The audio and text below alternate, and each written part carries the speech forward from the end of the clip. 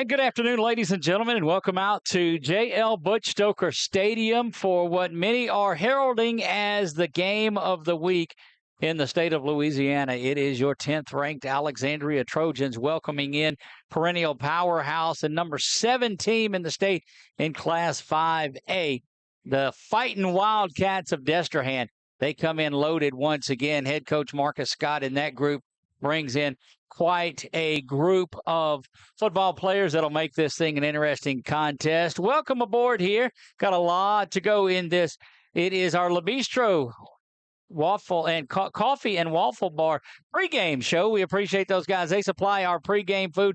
Look, they've got all of the food that you need that's in there in their restaurant during the day, but you need to check out the catering. They just about anything that you want, they can get for you. This time, let's welcome in my broadcast partner into the booth, Nick Magnano. Nick, welcome back. Yeah, great to be here, Doug. Beautiful night, 88 degrees. Feels like 95, and actually the humidity is 55%. So I'm kind of wondering why it's so the feel like it's so high. East wind 4 miles an hour, and sunset's going to be at 7:08. So right after this thing kicks off, the sun's going to go down, and we're going to have a great camera view. What that translates to is it is a beautiful, beautiful night for football here. Alexandria comes into the game 2-0 off of wins at West Feliciana and Union Parish. Traversed both ends of the state to do this before settling into what is the home opener in here. Destrehan, a tough one, saw their 33-game regular season win streak go by the way, the hands of Catholic of Baton Rouge on a late touchdown in the rain down at Destrehan before taking care of business against Bonneville. And that's Bonneville that, if you remember, Ash knocked out of the playoffs just a year ago. 31-0 they did that. Nick, what do you see on the Wildcats of Destrehan, too? I know you've been paying attention out there at the warm-ups because one of the questions was quarterback Jackson Fields and his health. Can I report that?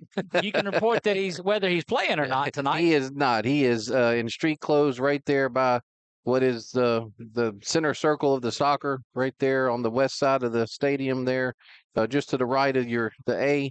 He's in street clothes. He does have his jersey on, but he's not available tonight. So look for true freshman number 6, Shawnee Smith, to get the start. Jace Thomas, the LSU commit, who's actually a safety, will do some Wildcat. And also on film, Jamari Mack, who's number 4, ran some Wildcat against Gletcher and also against Bonneville. So it's going to be, by committee. It looks like, matter of fact, Jace is actually taking majority of the reps with the first team receivers right now, so he might get the start, Doug. Look, he throws the ball well, and you go out there and you get your athlete out onto the field. He's got a good pass. He just sits back up and lobs it up. Now, there's no pressure on him.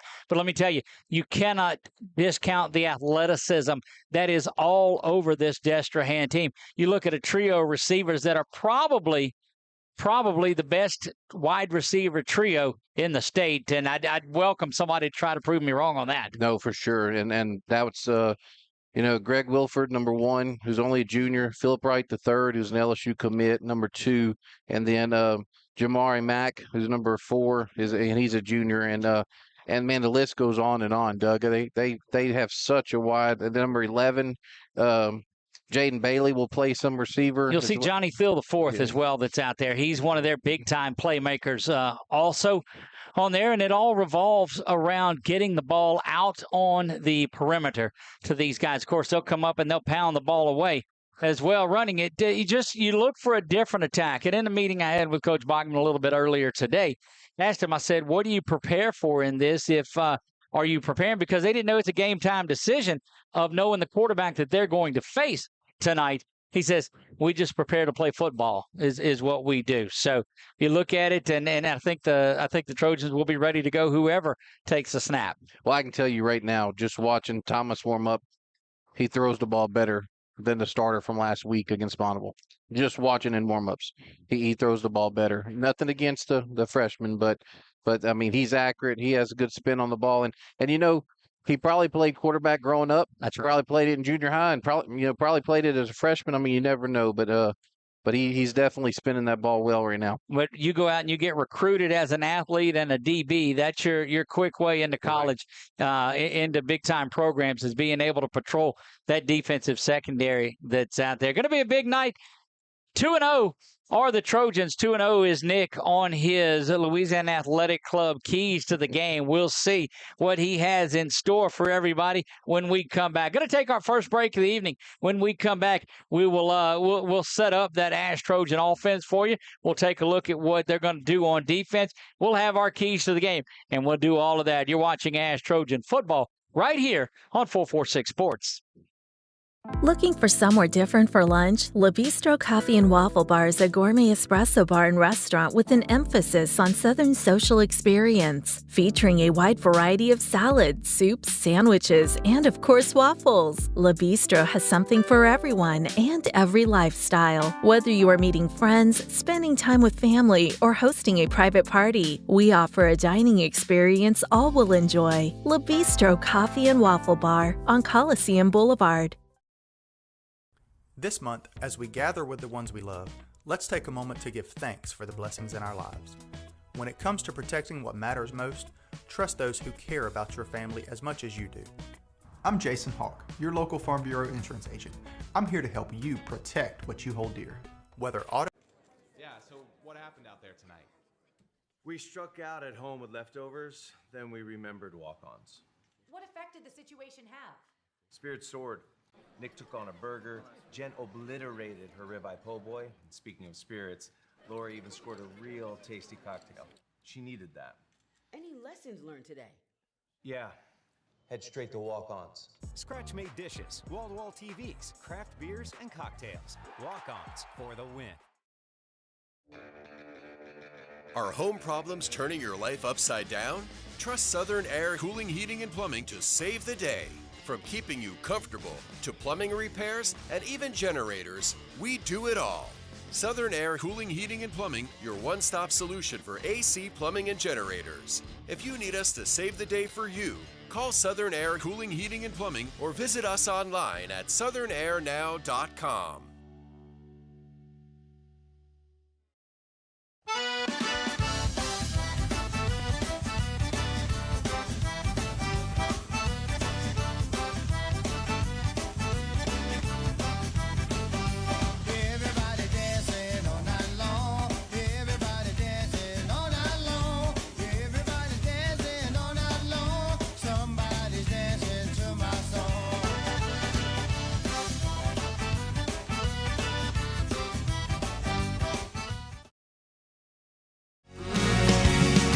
Just haven't met you yet.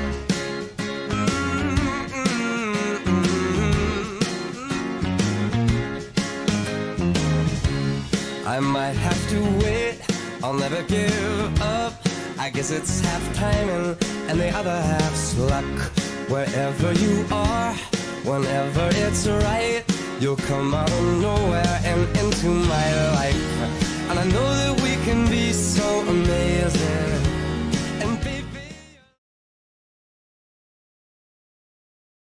To better serve our Senlaw family, Wallace Eye Associates proudly welcomes Louisiana native Dr. Nicholas Bro to the Wallace team. I definitely feel very lucky and fortunate to be here with Wallace Eye and just to be practicing in Louisiana, born and raised and trained here my whole life. So I do feel very fortunate to be able to give back to this state that has given me so much. When it's time for cataract surgery, there's only one team, one focus, your vision. Wallace Eye Associates.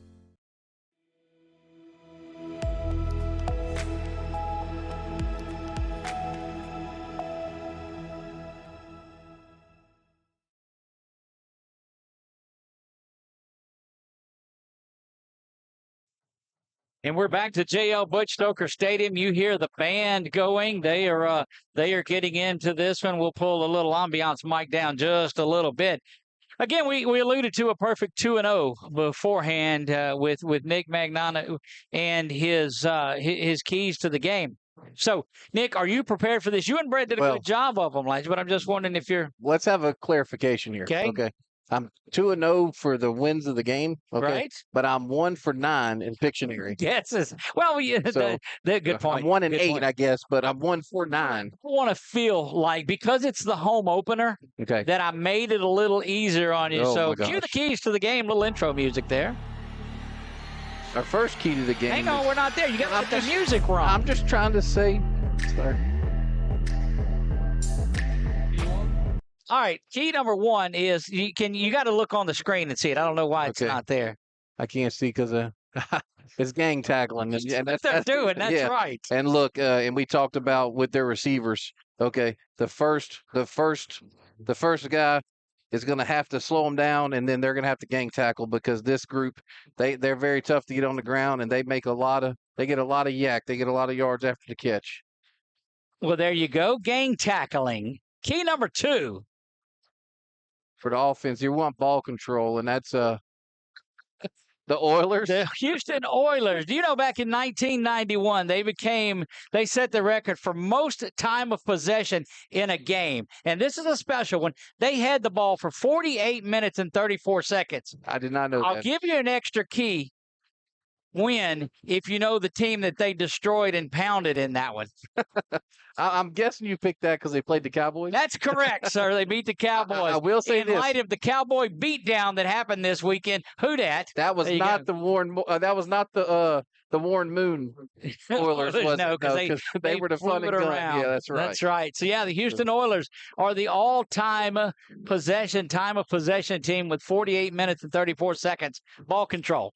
Yeah. Now for the team on this third one, Brett, when you ready? Third one, we want excitement. So hardest is good energy blocked out of the bad. Happy Gilmore. Yep. He's out on the green with them. You got to harness the good, block the bad. Yeah, and look, the excitement for tonight's game. I mean, with social media now, I mean, everybody knows this top 10 matchup by the sports writers. Everybody knows that Destrehan has done really well, which means that over the years, which means that these young men in the black Trojan uniforms, are excited as well. So use the excitement, okay? Build on it, but don't let it overwhelm you.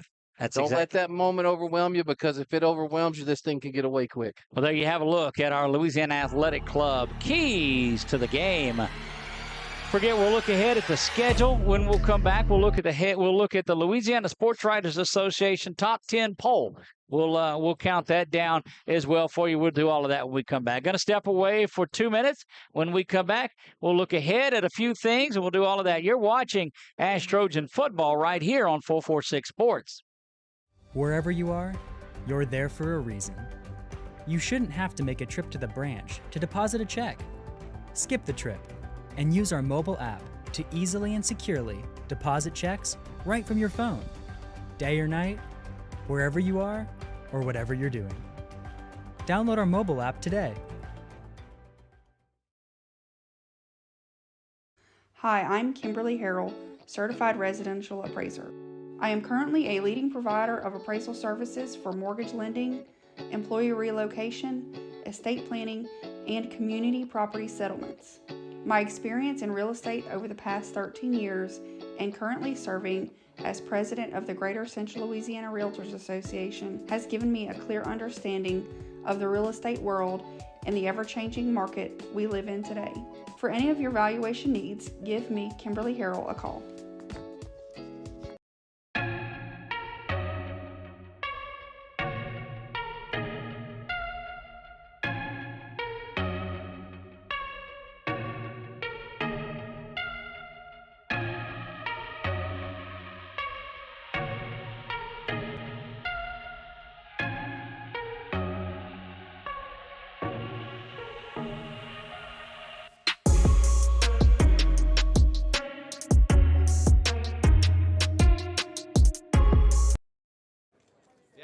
What happened out there tonight? We struck out at home with leftovers, then we remembered walk-ons. What effect did the situation have? Spirit soared. Nick took on a burger. Jen obliterated her ribeye po' boy. And speaking of spirits, Laura even scored a real tasty cocktail. She needed that. Any lessons learned today? Yeah. Head straight to walk-ons. Scratch-made dishes, wall-to-wall TVs, craft beers, and cocktails. Walk-ons for the win.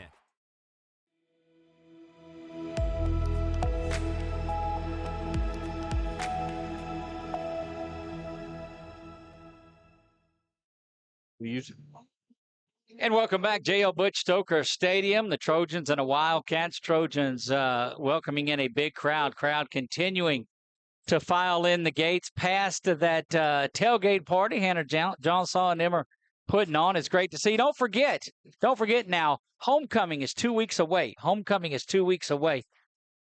And we will be back out here on campus for the Thomas Bachman show on that Thursday night. Boy, there's a good look down on the field over there. That's an idea of that on-field camera that we will we'll get a look at throughout the evening. But Nick, we told you about the top 10 Louisiana sports writers poll. Everybody knows that who's number 7 and who's number 10. Brett, let's go ahead and take a look at the let's take a look at the Louisiana sports writers top 10.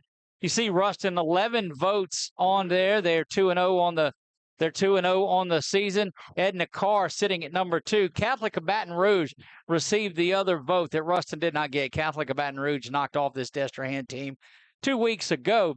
Tonight, Acadiana sits at number 4. Neville at number 5, and this just in. Neville's really good. Zachary there at 6. 7 is Destrehan. John Curtis is 8. St. Aug at number 9 and sitting at 10 for their first week. Last week they were not in the poll, but the Trojans of Alexandria get in there. Yeah, I mean, usually traditionally I can't say I'm the biggest on the sports writers.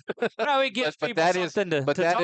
It's pretty accurate. That's very accurate. That is very accurate. They've done a really good job there, and I tell you, I've seen Ruston. Yeah, they didn't lose much. No, they're very, very good. They're legit. There's no doubt about that. We saw Acadiana in person. Yep. And saw how well they do. Of course, we saw Edna Carr last year, and they really didn't lose much either. I guess they had that young quarterback that was all over the place. I guess the one that does kind of surprise me, Doug, a little bit. I mean, and don't get me wrong, they're good, and we're going to play them at the end of the year. But having Neville so high, probably does kind of surprise me a little bit. But I'm sorry there. I can't hear myself talking, so I want to make sure that we got it to where that's much better. But yeah, so seeing Neville there, is kind of I'm surprised. I'm not going to say, but another thing too is these are combined. This is select, non-select combined. Right. By the top 10. So obviously in the playoffs, 4 of those teams will go to non-select. That's right. And 6 will be on the select side. So and look, just those that are receiving votes, just outside the top 10 sits West Monroe. Sits a number of those teams. District 2 5A, very well represented. 3 teams in the top 10. And you saw what Ouachita did last night to Sterlington as well. Boy, Sterlington is going to have a couple of losses, but they're going to have another big season out there too. So a lot of football going on. Let's look at the Trojan schedule this year. It's there you have it. Sorry. So this is where we sit. The St. Thomas More game was not one that was played. They canceled that. That was the official scrimmage. And then Acadiana came to town, and that was just a heavyweight battle. Sterlington was the jamboree. Trojans took care of business just like they did at Westphal and at Union before returning home to face Destrehan in the home opener for the Trojans in the 2024 season. Not to look ahead, but we're halfway through this non-district slate. Got the Tigers, defending state champion Opelousas next week, and then the Tigers of Many are right here for homecoming. That's the big one. So then you get into a gauntlet of district play. But, just insane little bit of scheduling there. Yeah, and I mean, good challenge, especially with the first 2 weeks between Westphal and Union Parish. Other than the fact Union Parish is defending state champs, but the way they play the game really sits, kind of gets you prepared for, Ruston, West Monroe. Well, although West Monroe may pass the ball a little bit more this year, like you said earlier. And Neville's going to lean on the run a little bit more. That's right. So just a good balance there, but you could just tell last night. It was just this one's just a little different than the first 2. There's just a little different than the first 2. There's no doubt about it. And you look at it, Nick, and see that the first 2 games, they wanted to grind the ball. The Sterlington and Westphal wanted to grind it, wanted to get out and just play their type of game. Not going to be a lot of grinding. This isn't going to be one of those games that we're sitting around looking and it's 8:30 going, wow, we're about out of here. Yeah, no, Coach said last night that it's very possible that, there's 120, 130, plays from the line of scrimmage here, which conditioning we talked about, That's right. Their starting quarterback tonight, playing both ways. Of course, they probably have enough depth to where they could move somebody to the back, but still, that may be at the end of the game. Might be something that the Trojans can take advantage of if he is playing that safety position. Look, we're going to take an opportunity to look at that Destrehan schedule in just a moment, but want to shout out those folks down at Destrehan. Of course, I was able to interview Coach Marcus Scott this week, and just a tremendous man and coach and leader around there, and it was great to visit with him. And so, of course, we wish him just thoughts and prayers for a complete recovery. Had that surgery and that kidney transplant, but you look at him talking, he's back doing what he loved. And of course, a big shout out to Coach Jai Eugene, who is at home recovering as well. So our thoughts and prayers with that entire Destrehan program, and we welcome out all of the folks from that Destrehan area and from all around the state that have found us tonight in our little corner of central Louisiana. Let's take a look at Destrehan's schedule as well. We'll see what got them here. You see, it's just a brutal one. St. Aug and Catholic and Lutcher. Go back to the spring game against Edna Carr. At Bonneville, Alexandria here, they're battle tested as well. This isn't anything. Nobody's sneaking up on anybody. No, and there's a reason why. If you look up and down the history of LSU football, there's Destrehan player, because they play at that level. To be honest with you, their schedule is right in there with the Catholic League, of New Orleans. They play a lot of those teams.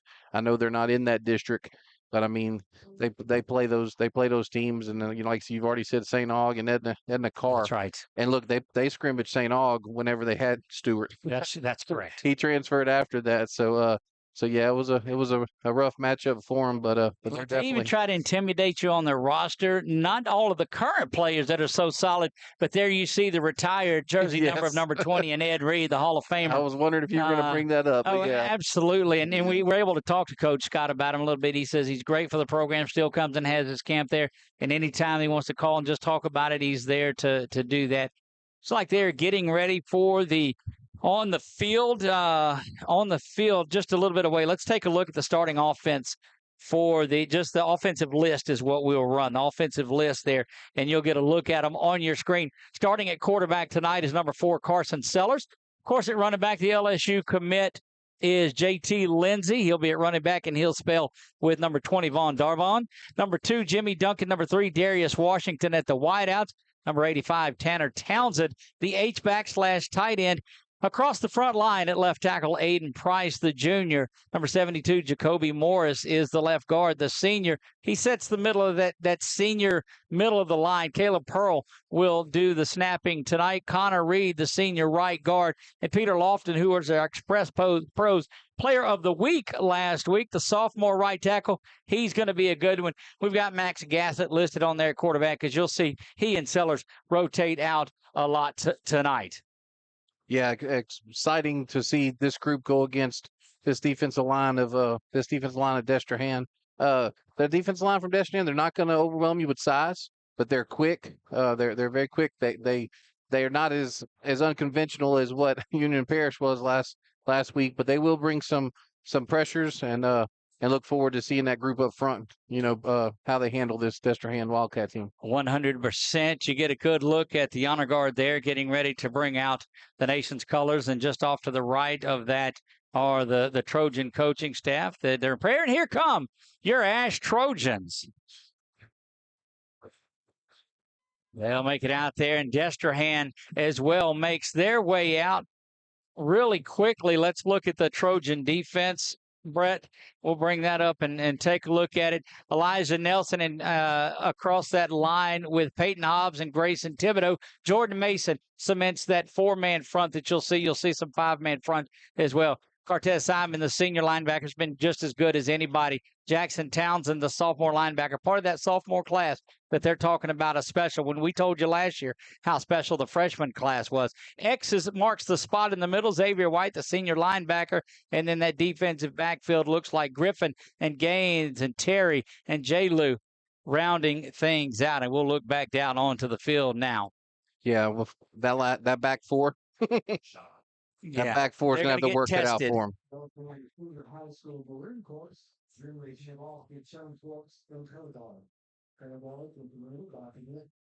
We're going to turn it over to our ambiance mic and let you take it through this part of it. Sergeant Oliver Byron, and left lineman cadet second lieutenant Zachary Clay. At this time, on the three plan, remove your hearts with prayer, followed by the Trojan band and national anthem. Father, we thank you for tonight. We thank you that we can come together with these playing the game of what we all love, Lord. We pray for health tonight. We pray for the student body in the stands on both sides, Lord. We thank you for all that you do for us, Lord. And we know that even though we live in a world that has trouble, that the only peace available is what you have, Lord. We thank you once again. In Jesus' name we pray. Amen.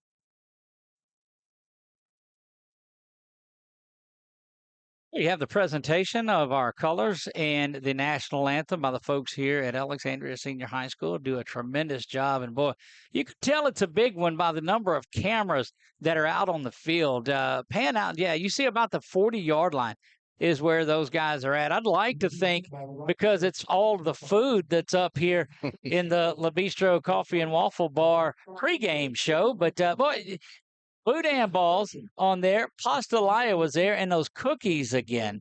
And he had some green stuff. What is that? No, broccoli. But yeah, y'all call it. No, that's everything was amazing. We invite you to go out there. Captains for tonight, Nick. Get my glasses on here. So we have going across. There you have number 93 for Destrehan, who is Kerry Chopin. 853 linebacker is Maad Gilbert. Have number 9, who is Shamaj Walker. And then number 76, if I'm not mistaken, 56, offensive lineman Michael Reed. And for your Trojans, Jimmy Duncan, left, right. Jacoby Morris, Darius Washington, number 3, and then JT Lindsay, number 6. Great camera work down on the field, man. We're right up, right inside the huddle there. Again, getting a look down on the field. There's the ASH Trojan network, and it looks like the Trojans have won the toss and elected to defer.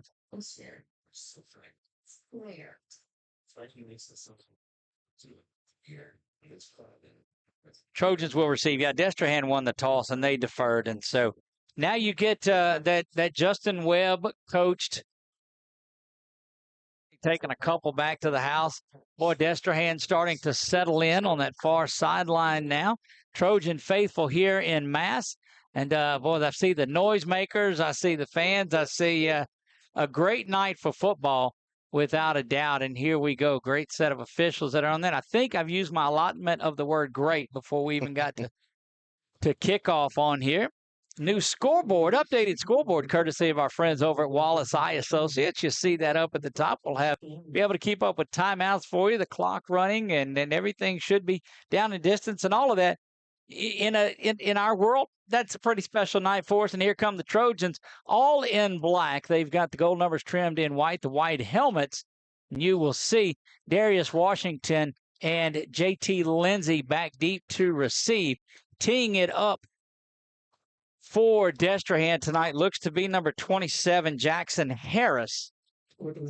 Jackson Harris is there, the normal allotment of kick return team. And we talked about Coach Justin Webb. He coaches the tight ends, but has taken special attention with this kickoff return team, and they've worked things out.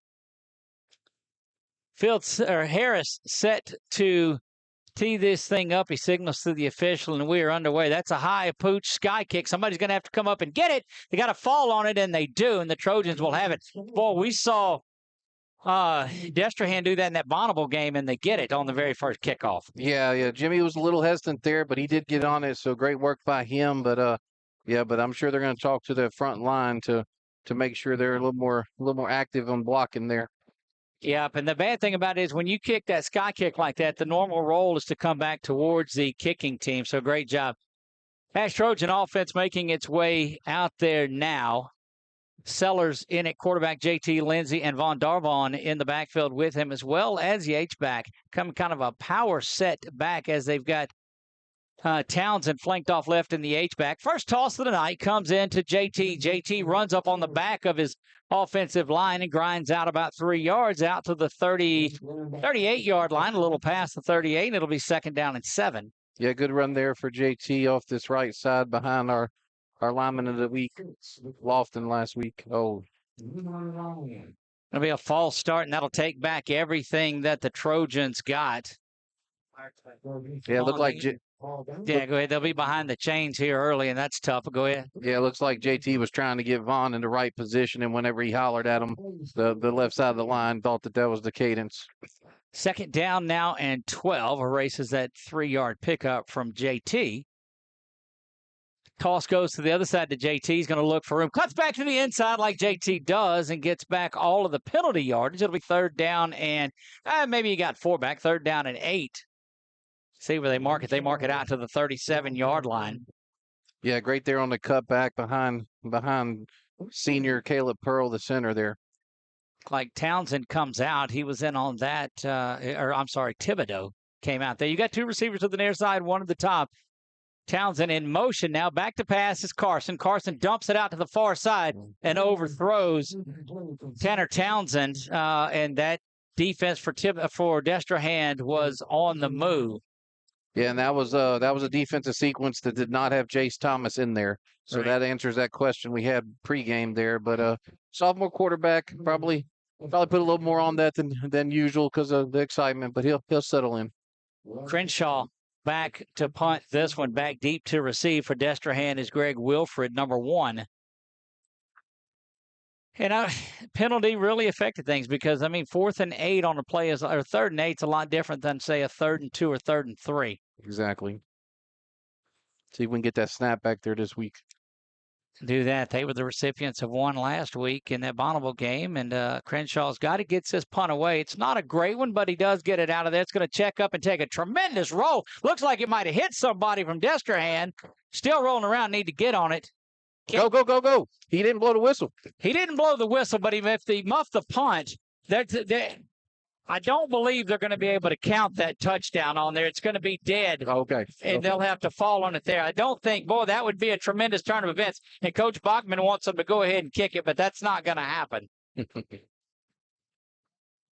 Where they picked it up the first time. He's saying, yes, it did hit him. 1st down Trojans. So just you can't advance the muffed punt. I got you. Was where it was at, and so it made for some great times. And J. Lou thought he had him a little kick 6 there, but was unable to advance that one. But it will be 1st down for the Trojans. And the first mark that one down because that was probably one of the key plays of this one. The Trojans will have it now 1st down and 10. They'll start this drive it's not a continuation because it had the turnover on it. So they'll start this one just outside the red zone at the 22-yard line. Boy, what a break for the Trojans as the junior Wilfred just couldn't get out of the way of it, and it didn't do anything wrong. It's just when that ball hit that Crenshaw kicked, it bounced and it took off. Coach Scott out there discussing things on there. I don't know if we have that replay or not, Brett, from where that is. We'll try to take a look back at it here in just a minute. You see them rolling around. That was towards the tail end of it. But we'll have that chopped up, and we'll take a look at it tonight as we work on highlights overnight. First down at 10, Trojans. Boy, mark that one down at the 10:37 mark of how huge that was. Yeah, and he obviously can't get this overturned, but he's definitely working for the future of the game. Look, just a ton of respect for head coach Marcus Scott and the fight and the passion that he has for this Destrehan program and that community. You know, he's still going to have. He is not happy about that at all. You know, another thing, Doug, is that was a timeout too. He took a timeout. And he's going to get a flag there. He's going to get unsportsmanlike conduct, and that's going to send it half the distance to the goal line is what we believe. So I'm noticing JT on the near side, who is signaling something in. Look like he may see something defensively that he wants. You know, Doug, this probably has a lot to do with the fact that he's missing his starting quarterback. Yep. It's a critical game. Okay, they're 1-1. They haven't been that way in the regular season in a long time. That's right. So I'm sure there's some anxiety there too. But that will.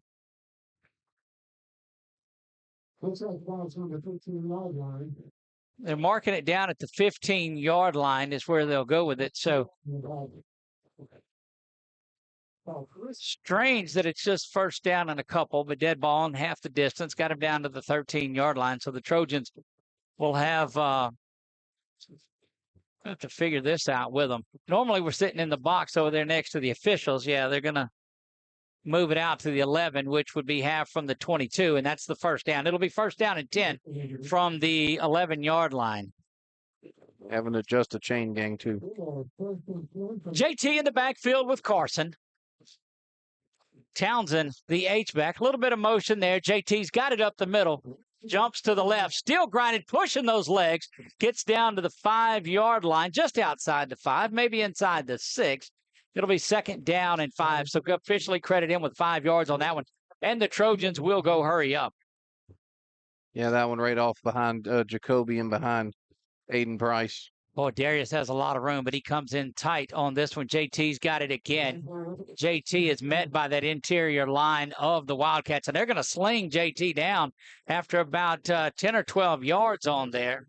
That's Gilbert, their number 53, their middle linebacker, and yep. he is a phenomenal athlete, great ball player. And look, you play to the whistle. That's exactly what you do. This is a physical sport. Third down, they give him a yard. Third down and 4 now from the 5-yard line. Trojans can get a first down without scoring here. Washington comes in motion again. JT's got it. He bangs his head down and meets that interior line. He's going to be a yard short, and I got to believe the Trojans will keep that offensive unit out there. Yeah, that was definitely 4-down territory for him to hand it off right there to JT. Trying to pay this gift off, and no, they're going to trot out. They bring out Fontenot and Let's Fissinger, who's their tight end, comes out with Townsend and Thibodeau. Fourth down and 2, another big one here. JT now goes in motion, spread him out and run the draw. Back to pass is Carson. Little bubble screen to D-Dub, and he's into the end zone. Touchdown, Darius Washington. Touchdown, Trojans. Yeah, a little bubble screen there, straight to Darius, which has been one of their big plays all season so far, and he takes it in. Let's have another look at it, courtesy of BU Designs. You see it from down on up in the top of it is where it's at. And you'll see the motion moves around. The little bit of a bubble screen is working there as they send JT in motion.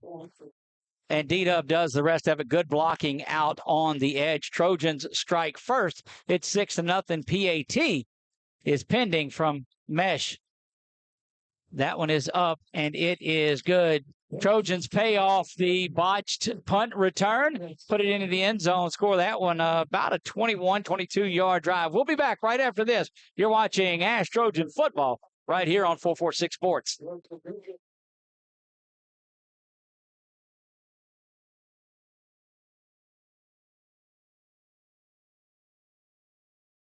This month, as we gather with the ones we love, let's take a moment to give thanks for the blessings in our lives. When it comes to protecting what matters most, trust those who care about your family as much as you do. I'm Jason Hawk, your local Farm Bureau insurance agent. I'm here to help you.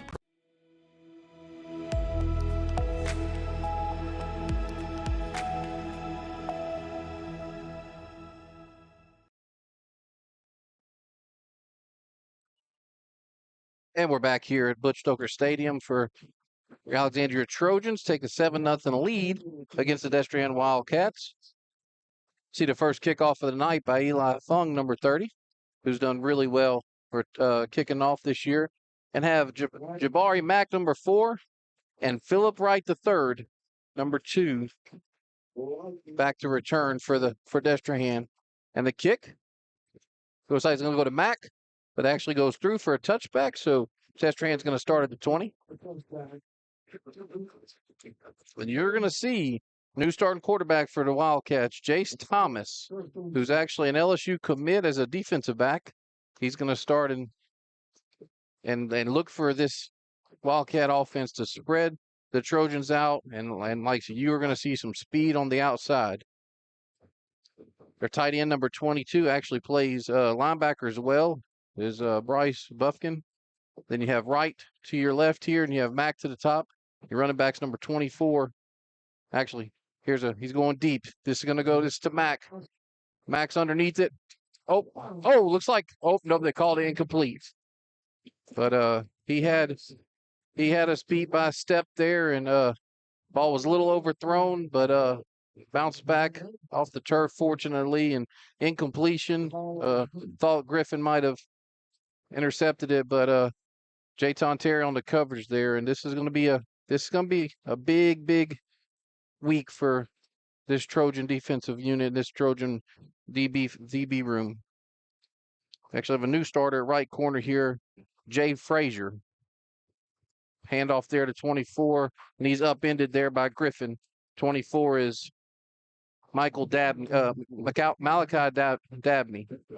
So big tackle there by Griffin. So now going to be 3rd and 5, 3rd and 6 maybe here. So Griffin on the tackle, his first tackle of the game. Like I said, Jace Thomas, your quarterback. Right, Mack, bottom here. Calls for the ball. Looks like there's a false start there on the tight end, number 22, who is Buffkin.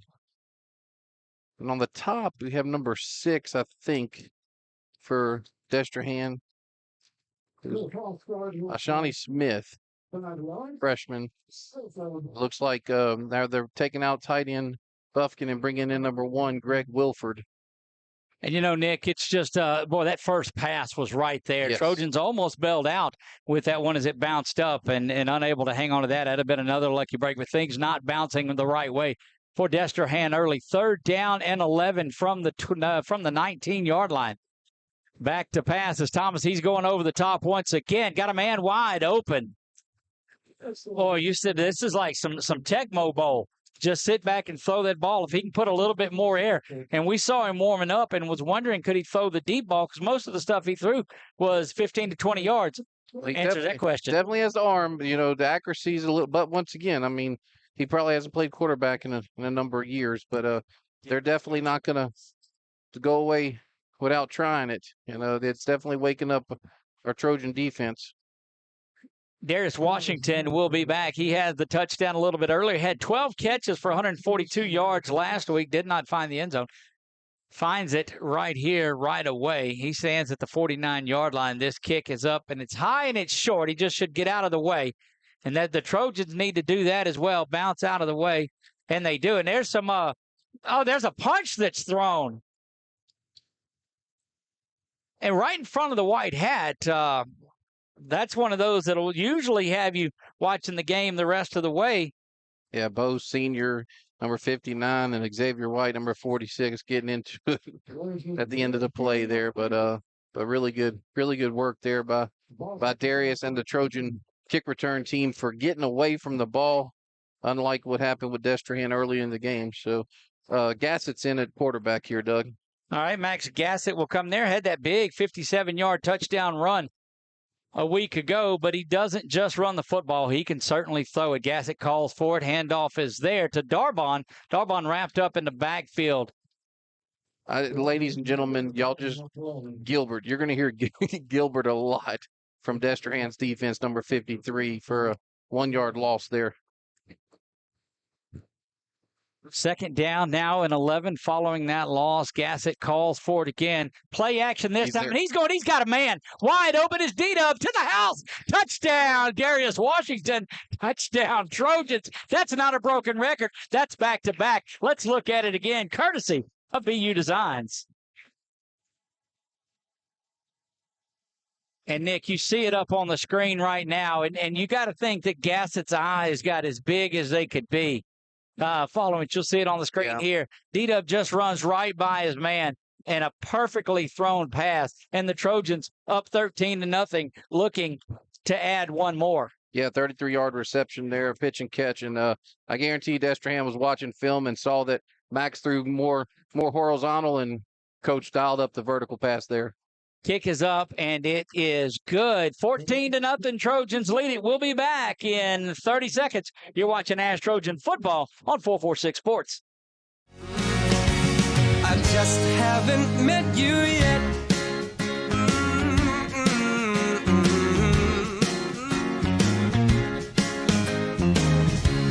I might have to wait.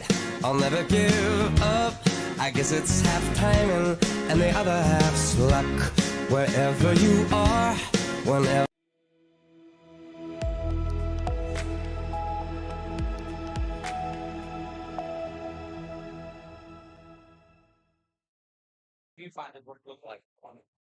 And we are back. We are back live here. The Trojans strike following a muffed punt, and then the 3-and-out. Got the punt there in good situation. And boy, the Trojans with, in the first 5 minutes or so of this one, Nick, are all gas, no brakes. Yeah, before the hydration break, which is exciting. And there's been a time the Trojans were down this before the hydration break. So starting fast is what they wanted to do. Fung hammers another one back into the end zone, 2 for 2 on touchbacks. And that young man is impressive. Yeah, he's feeling it tonight, that adrenaline, that excitement. First home game, like I said, he's been doing that on the road.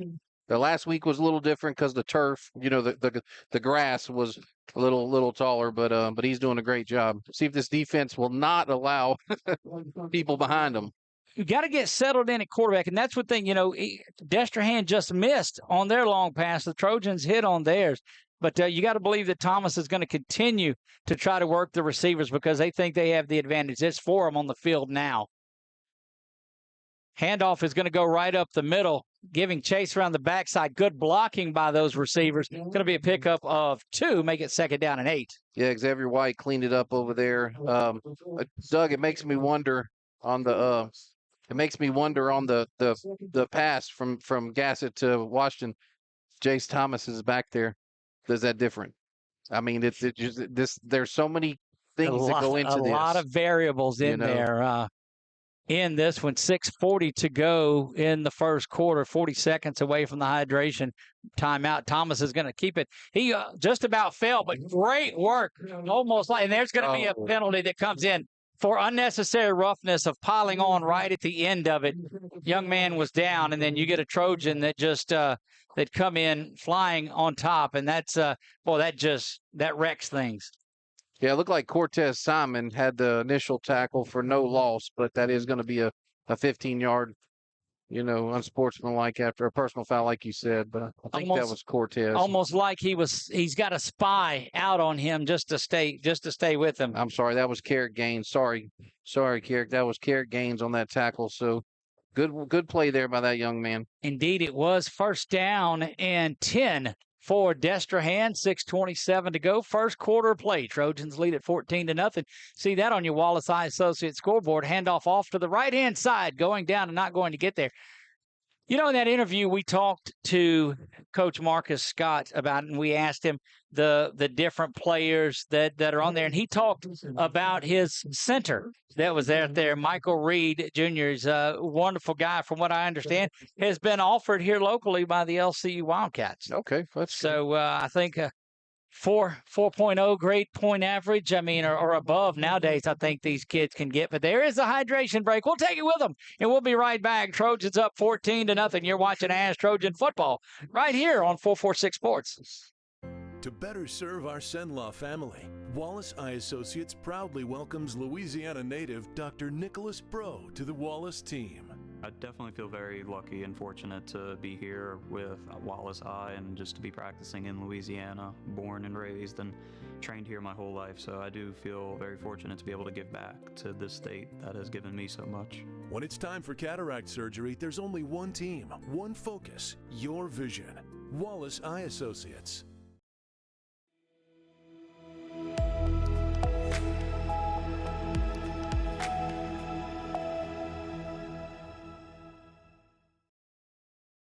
And we're back to Alexandria Senior High School. Trojans jump out to an early lead. Destrehan on the move, 2nd down and 6. So they gave him 4 yards on that one.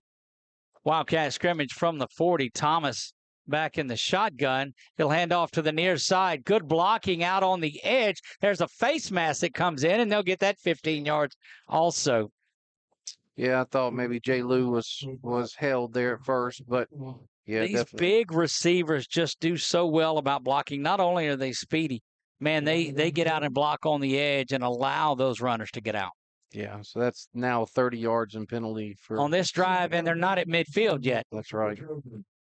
That's right. Well, this penalty will push them. Penalty will push them past midfield.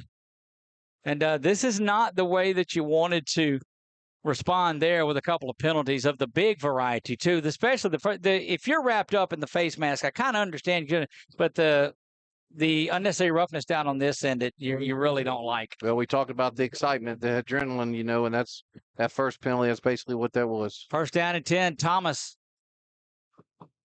looking around now. Yeah, it wasn't a cheap shot on that first penalty. It was just excitement. 1st down and 10 from the 37-yard line. Handoff goes up the middle, right up the gut. And another safety making a tackle. And I think that that interior defensive line, although they've been out there a lot in this first quarter. Yeah, Kyron Griffin making the tackle pretty much saved the touchdown, Doug. Yeah, and I mean, that's a blast right up the middle. You really need Hobbs and Nelson and Mason and those guys to buckle down here. You have to see Xavier really getting out after it. Thomas is going to pull it back and keep it himself. You'll see a lot of that. He's going to try to create things with his legs. Yeah, they had to change the running back there, Doug, and yeah, it was just a matter of time before they, like you're talking about, before they pull it back, and he's going to be dangerous with that. Now they have looks like they have number 5, Richard. Damian Richard is now, he's come in and given Dabney a rest, because Dabney really has been running the ball well. White and Wilfred to the near side. Thomas is going to give the ball off to Richard, and he's going to pick up another 4. That'll make it 3rd down and 1. Boy, 30 yards and penalties on this, but Destrehan it has been moving the ball really like they wanted to on this drive. Yeah, Jordan Mason and Xavier White on the tackle there. Jordan Lowe, Xavier High.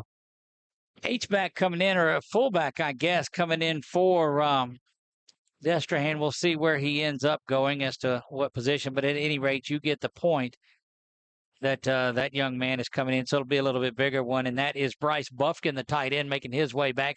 To the near side is Richard, and he's going to be there for a 1st down inside the red zone down to the 13-yard line. Yeah, Jay Frazier making a tackle there, and they're really, I mean, they're having their way right now on this, run-pass option with this run. And that's what we told you, that Jace Thomas, such the athlete, could make things happen. You're not able to game plan for it. He's going to keep it, and that's exactly what he's doing, is off to the other side. And I think this is what Destrehan's going to be okay with. But don't forget, Nick, we saw that big arm of his. He threw that ball 30, 40 yards in the air. And just the timing off on a little bit, but man, what he does with his legs is something. Yeah, Elijah Nelson was just about a foot away from really putting a lick on him, but Cortez Simon comes in and cleans it up. 3 minutes to go in the first here. This has been a good sustained drive by the Wildcats of Destrehan here. They've got nobody to the top, 2 receivers to the near side. Thomas has it. Handoff's going to be right up the middle, and this time another 2 or 3 yards up the middle. They'll mark him down to the 2-yard line, Nick. Yeah, that was Hobbs and Xavier White there bringing him down after, but I mean, he's probably going to get a first down. Yes, 1st and goal. Now it's 2. 1st and goal from the 2, and more. You can just do anything that you want to here. See what kind of set that they come out in. And what's crazy, Doug, is they looked a little confused on the offensive play call, but they figured it out before the snap.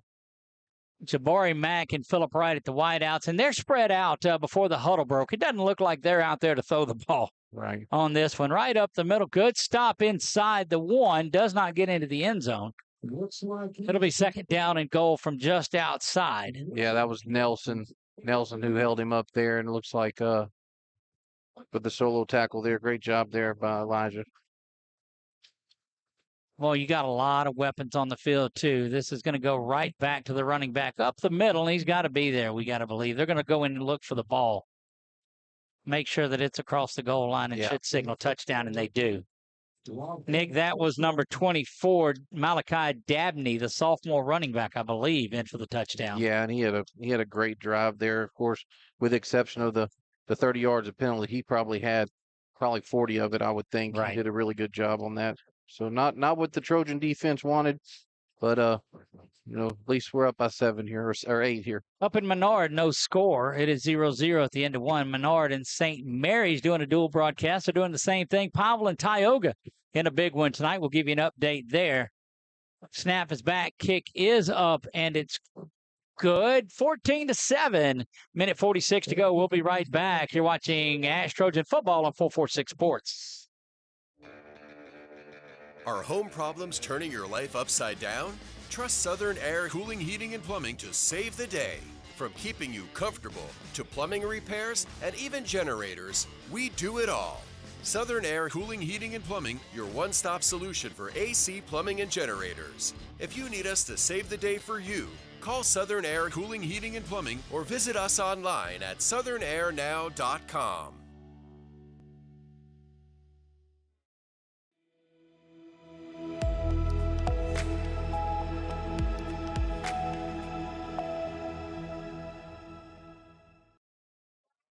And we are back. Trojans have their 3rd possession of the game coming up here after the Trojans go up 14-0. Destrehan right down the field, aided by a couple of penalties, but it was just great ball control from the Wildcats, Nick, going right down the field. Yeah, like I said, not what Coach Merce wanted after that, but maybe we can get this kickoff and go back down the field and get up here another by 2 more touchdowns. As that high sky kick, the other side, going to be gathered in there. And good return out to the 31-yard line. That is Hayden Burford, number 81, coming up and making that one. So good to see that young man step up and not shy away from anything. Sophomore wide receiver. So we saw Sellers on a couple of drives. We saw Gassett lead that touchdown. What does Coach Bachman and that offense do? Looking around, it'll be Carson Sellers here in this one for the Trojans. 1st down and 10. From the 31-yard line they move.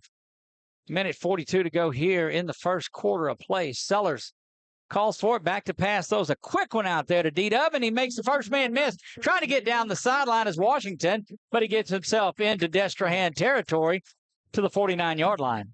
Yeah, 20-yard gain there. Just nice pitch and catch there from Carson to Darius on that stop route. Trojans moving fast here offensively, as they like to do. Another snap, though. That time it's Fontenot. Fontenot is hit immediately if he catches it. And they'll give him maybe 2 yards, one, if anything, on that one. Yeah, good little battle there.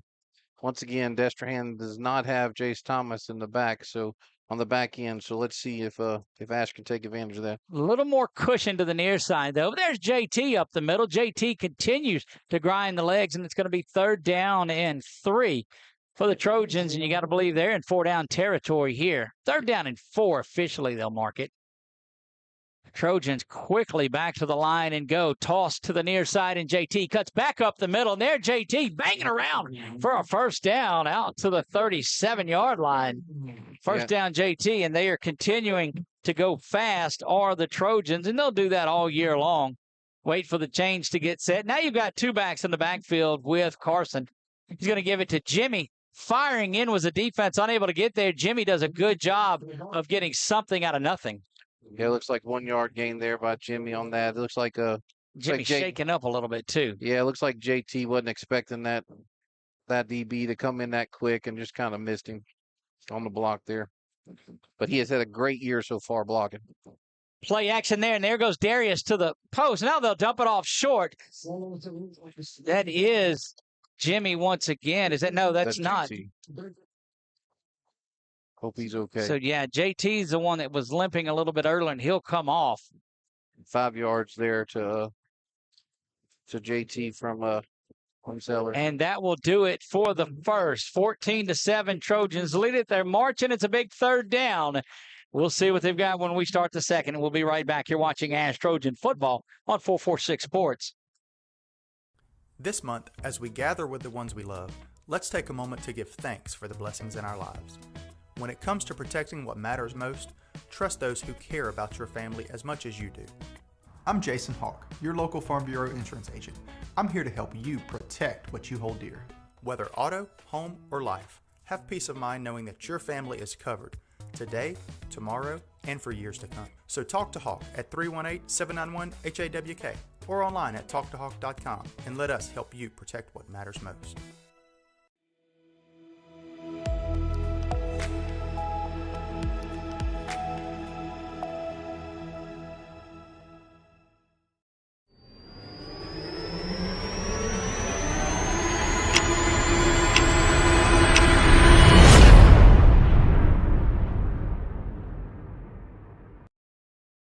We're back. Alexandria football is on the air. The Trojans will flip into the fields and head down towards Jackson Street now. The ball rests at the 33-yard line. Have to get to the 27. 3rd down and 6 from here. JT back in the game. That's good to see. That end of the quarter timeout did good. Sellers steps up, looks over. Going to bring a man in motion. That is Washington rolling to the near side. Oh, D-Dub's deep. Again, he checks it off short, and that's a big-time completion out to Tanner Townsend. And look, if you're going to double and send somebody after Jimmy and Darius, that's going to leave that middle wide open.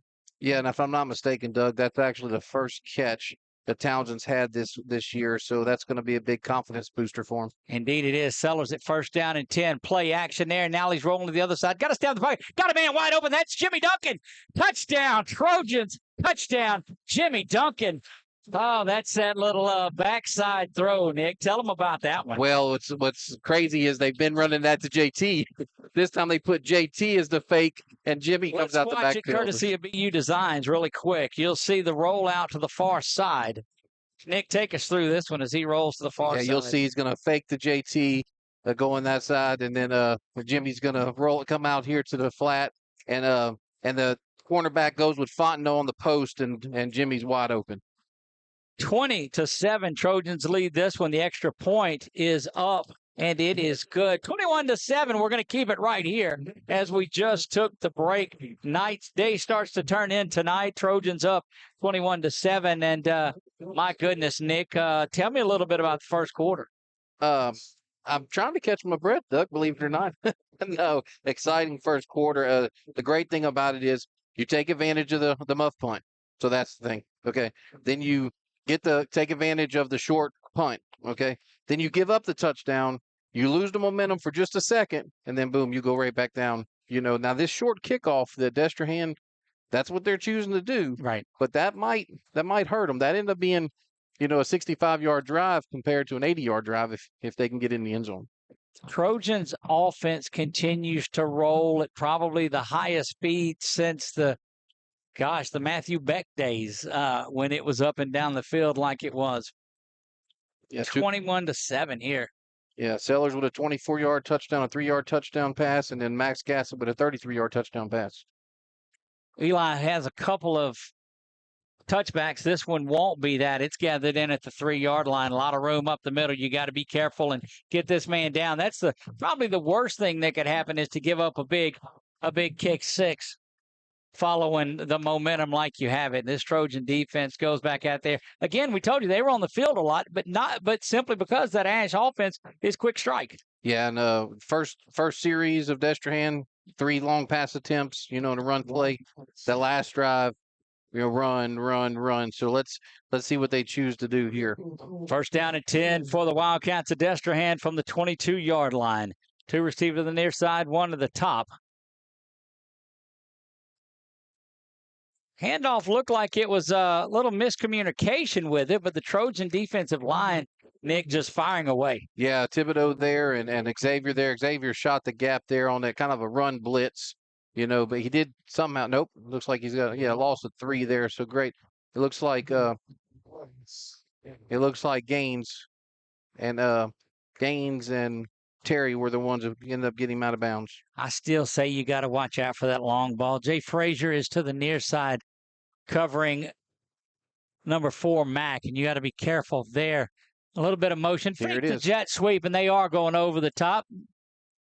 Good defense. Oh, my goodness. What a play there, putting that hand in there, and that is Nick, the aforementioned Jayton Terry that goes up there, looks at the receiver's eyes, and then knocks his hand away. Yeah, and the great thing about it is he had enough distance to where it wasn't face guarding. That's correct. Because usually you have to turn and get your head around, but with him not running into him, he just got his hands up, and that's a big change because on that very first play of the game, he was beat. So good work there. And this sophomore, he's going to have a full night. He's going to be one of those that we talk about for a lot this season and a lot to come. Third down and long behind the sticks is Destrehan. Thomas back to pass, surveying things, going to step up. Got a lot of time and just chunks that one over the head of the near receiver. Xavier White was like, go ahead and catch it, and I got you. It was intended out into the near side at number 24, and that is Dabney. And back on to punt will be Destrehan. Doug, I think the Wildcats kind of outthought themselves there. I think after that first loss on that run, they decided to go the second pass play, and then the third one they had to pass the ball, but I'm kind of surprised they didn't stay with the run. D-Dub back at the 47-yard line of Destrehan. You like to have your return man set up inside opposing territory. That one was nearly blocked, calling for the fair catch and being made at the 48-yard line as Dabney was putting pressure on him there. And the Trojans will start in plus territory again. Nick, up 21-7. Yeah, what a big, just that's senior leadership there. That's seniors, coming, making the fair catch in plus territory. He could have let that ball bounce. If that ball would have bounced, it would have been, to our 30. So great work there by D-Dub, and I'm excited to see if they have Gassett coming out. So let's see what kind of adjustment Destrehan makes here. Gassett's there with JT and Darbon, 2 receivers to the near side. Heavy formation for the Trojans. 1st and 10 from the Destrehan 48-yard line. JT empties things out, and he's going to catch it. And it's picked off. Boy, that's going to go to the house. And what a beautiful play. Was looking at him the entire way when he spun out, and that's just watching good film. And that's Blake Brown, the senior defensive leader, that will, boy, you had an opportunity. You think you're going up 28-7, and now here it is, a 1-score game following that. And Brett, let's look at that one again if you've got it. And you'll see to the near side, they watched JT come out of the backfield, and creeping up is Brown. He knew that one was coming. Just jumps the route, takes it 46 yards to the house. Oh, my. What an explosive first half. And we're just a couple of minutes, minute and a half into the second quarter. Snaps back. It's high. Going to be bobbled up, and boy, that's huge. Simon there to pay it off, but no good. 21-13. We will take a break here. We'll be right back. You're watching ASH Trojan Football on 446 Sports. Wherever you are, you're there for a reason. You shouldn't have to make a trip to the branch to deposit a check. Skip the trip and use our mobile app to easily and securely deposit checks right from your phone. Day or night, wherever you are, or whatever you're doing. Download our mobile app.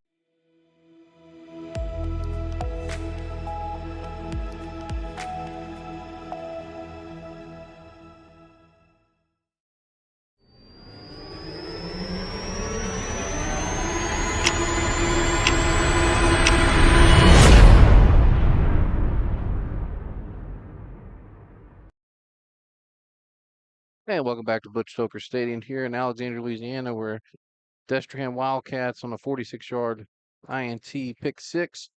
They're now 13, where your ASH Trojans up 21-0. Failed PAT there on a bad snap. So see what the Trojans do here on this offensive sequence here.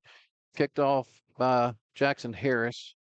Puts it up, and it's like, going to be returned here by 81, which might have let the ball go out of bounds there, but Burford, he wanted to make sure that he had it. So that's a good play there by that young man. And Trojans going to start at their own 32-yard line. 32-yard line is where the Trojans will have it. 10:33 remaining here. 32 officially is where they mark it, first down and 10. And boy, that's just looking down, staring down your receiver. And why not stare down the 4-star running back headed down to LSU? Sellers now in there. He's got Washington and Duncan to the far side. Each of them have a touchdown on the afternoon. Handoff's going to go right up the middle, and you'll take that. Von Darbon gets that one out to the 35-yard line. Yeah, 3-yard gain there, right up the middle behind the three seniors, Pearl, Reed, and Morris. JT back in the game. Alex Fontenot to the near side is a receiver closest to the Trojan bench. Sellers calls for it. He's back to pass and zips it out to Fontenot's got to make a man miss. It doesn't. Here comes that defense of Destrehan, but not until a first down all the way out to the 48-yard line. Yeah, 13-yard pitch and catch there from Sellers to Fontenot, and good to see Fontenot. He didn't have a reception last week, so good to see Fontenot back in this game plan.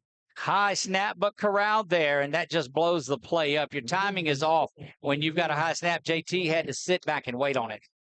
Yeah, it looks like they're going to have a 1-yard loss there for JT. JT will swap spots with Darbon. He's still don't think that he's 100%. But again, you're just getting banged around by that Destrehan defense in a one-score game. Oh, it was a big momentum shift. This game has just been all about momentum. Yeah, 2 turnovers, one for Destrehan and one for your Trojans.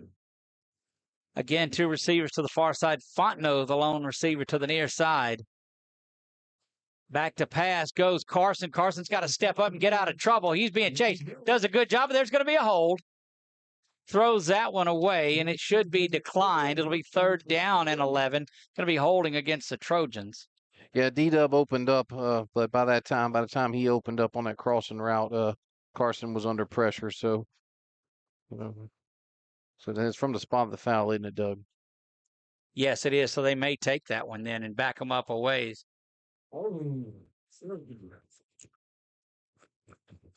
Pineville takes the lead over Tioga 16-14. 16-14, Pineville. And that's 2 of our dual broadcasts going on tonight. You got St. Mary's and Menard playing, and then Pineville and Tioga. So Nathan Martin will call the game while Pineville's on offense, and Billy French will call it while Tioga's on offense. This one, 2nd and 22. 27, huh? Is it 10? 26, maybe? 20 a long way, let's just say that. That's right. 2nd down. And things have, the brakes have been put on to the momentum by the Trojans, and it is going squarely on the sideline of Destrehan. Sellers back to pass, steps up in the pocket. Again, has to dump this one off short. It's going to leave it 3rd down and long. They'll officially give him 3. They're giving a lot of cushion now defensively, Nick. Yeah, that one, it was just, keep everything in front of you and And when Darius was covered and Jimmy was covered, it was, just a matter of just finding an open man. But he did get the 4 yards and make it a little bit shorter. Fontenot's going to have to be big in this game, we believe, because they are putting some intensity on 2 and 3. Another receiver checked in out there, Nick. Now, is that 80? 88. No, that's not 80. That's 86. Yeah, it's Taj Boney. Back to pass to Sellers. He's got to quickly go down the seam, and he's got Fontenot, but overshoots him. He wrong shoulder there. Fontenot was looking at the inside, and it goes to the outside. It was 89 that was in there. Oh, so it was wide receiver. KJ Ray then. Yeah. Okay, KJ Ray. Yeah, he's been playing a lot. I'm sorry about that. But so it looks like both teams' depth is coming into play here tonight, Doug. Indeed, it is. Goodness. Back on the 30, and the Trojans just have shot themselves in the foot here just a little bit. Yeah, 4 penalties now for 30, 40, 45 yards in this first 20 minutes of this game. Yeah, they're going to have to try to clean those. Oh, there's a big high snap. Crenshaw able to get that one, though. No pressure on him at all, and he's able to get off a pretty good punt. Just clears the first down stick, though. And Destrehan will completely get out of the way, and that one will roll dead about the 31-yard line. Good punt by Crenshaw. We'll keep it here. And, that defense now, who's been doing their job, has only given up the 1 touchdown. Yeah, big momentum swing there from that pick six, and then the penalty there on that drive, and we had a first down and just couldn't, kept going backwards. 21-13 in this one. Doug, there's a packed house tonight. This is incredible to see. Even got looked like a group maybe they're honoring back there that's sitting back in the end zone area. Oh yeah. Snap is back. Quick throw, and that's the freshman that's in there now, Nick. He is Thomas is out, and that is number 6. Yeah, I was wondering how long it was going to take for that, to be honest with you. So Elijah Nelson there, J. Lou on the play there, the tackle there, but that's a 6-yard gain there, and that's what he can do. He can throw the ball, horizontal like that. That's right. 3-0. St. Mary's has the lead over Menard. They play in the second up at Turpin Stadium. 6-yard pickup. They'll make it 2nd down and 4. This one from the 37. Snap is back there. Going to keep it this time. Need to make a tackle and don't, but he slips down enough for the first down, Nick, though, and that is Smith that's in there as quarterback. Is that what we said? Correct. That's what we thought. Correct. Yeah, Smith, yeah. And and Jackson Townsend almost got him in the backfield, but didn't quite get him. And then Cortez Simon came in. But that's what he can do. He can and to be honest with you, I think he's quicker than Chase as far as the as far as the spurt up the field. Now, as far as the overall, he's not. 3 to the top, 1 to the near side. Smith, play action now. He's dumping it, trying to go. Yes. It's going to be picked off. Waiting out there, and a little bit of give and take. Beautiful work, and that's Griffith back there. Yep, Tyron Griffin there on the INT. Just read it perfect. That's what your free safety's supposed to do, and so that's now 2 turnovers. Let's take a look at that again, Nick, if we can. And K5 just sitting back there in coverage. He saw the pump fake, but it didn't get anybody. Smith just goes over the top, down the middle of the field, and that's a tremendous catch by Griffin there to come up with that. K5 making things happen, and that will get it back to the Trojans. That's his 2nd interception of the season, Doug. He had one last week against Union Parish. Is now the leader for the Trojans with 2. Max Gassett back out there onto the field. He's got JT in the backfield with him. A tight, bunched offensive unit.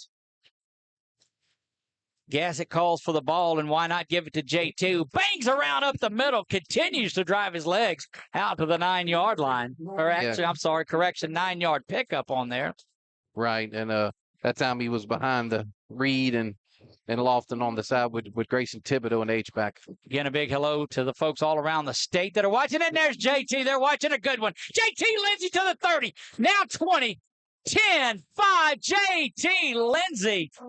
Touchdown, Trojans. Touchdown, JT Lindsay. And there you see the LSU commit, the 4-star running back, the best running back in the state, taking care of business. Let's see it again, courtesy of BU Designs. Nick, and you'll watch it on our replay screen. Yeah, you'll see. You'll have Thibodeau come, kick out right here to the left, and Lofton's pulling, and then JT just goes right up the middle behind those two, and then it's just JT Lindsay from there out. Good look at him, and we appreciate BU Designs taking care of that. Kick is up, and it is good. 28-13 to catch our breaths. We'll be back in 30 seconds. You're watching ASH Trojan Football right here on 446 Sports.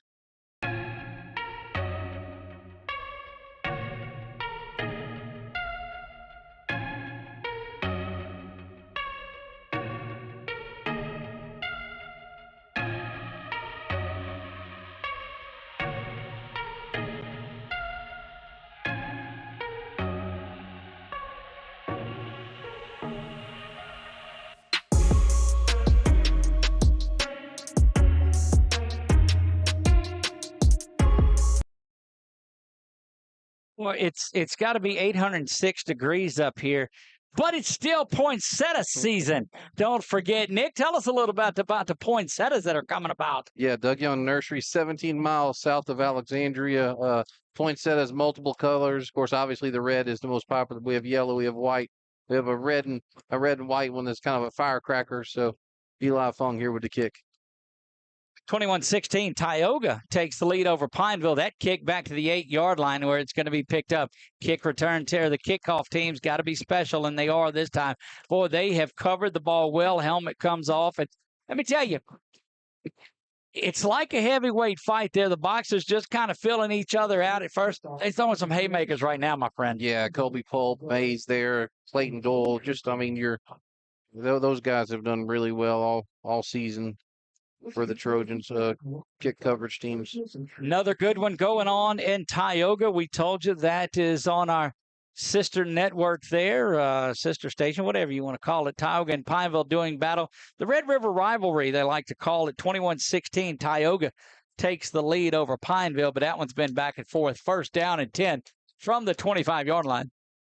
Don't have a Buckeye update yet, but we'll work on that. Handoff, and he slips down in the backfield. That was number 24. I think that was Dabney, was it? Yes, sir. That's 24.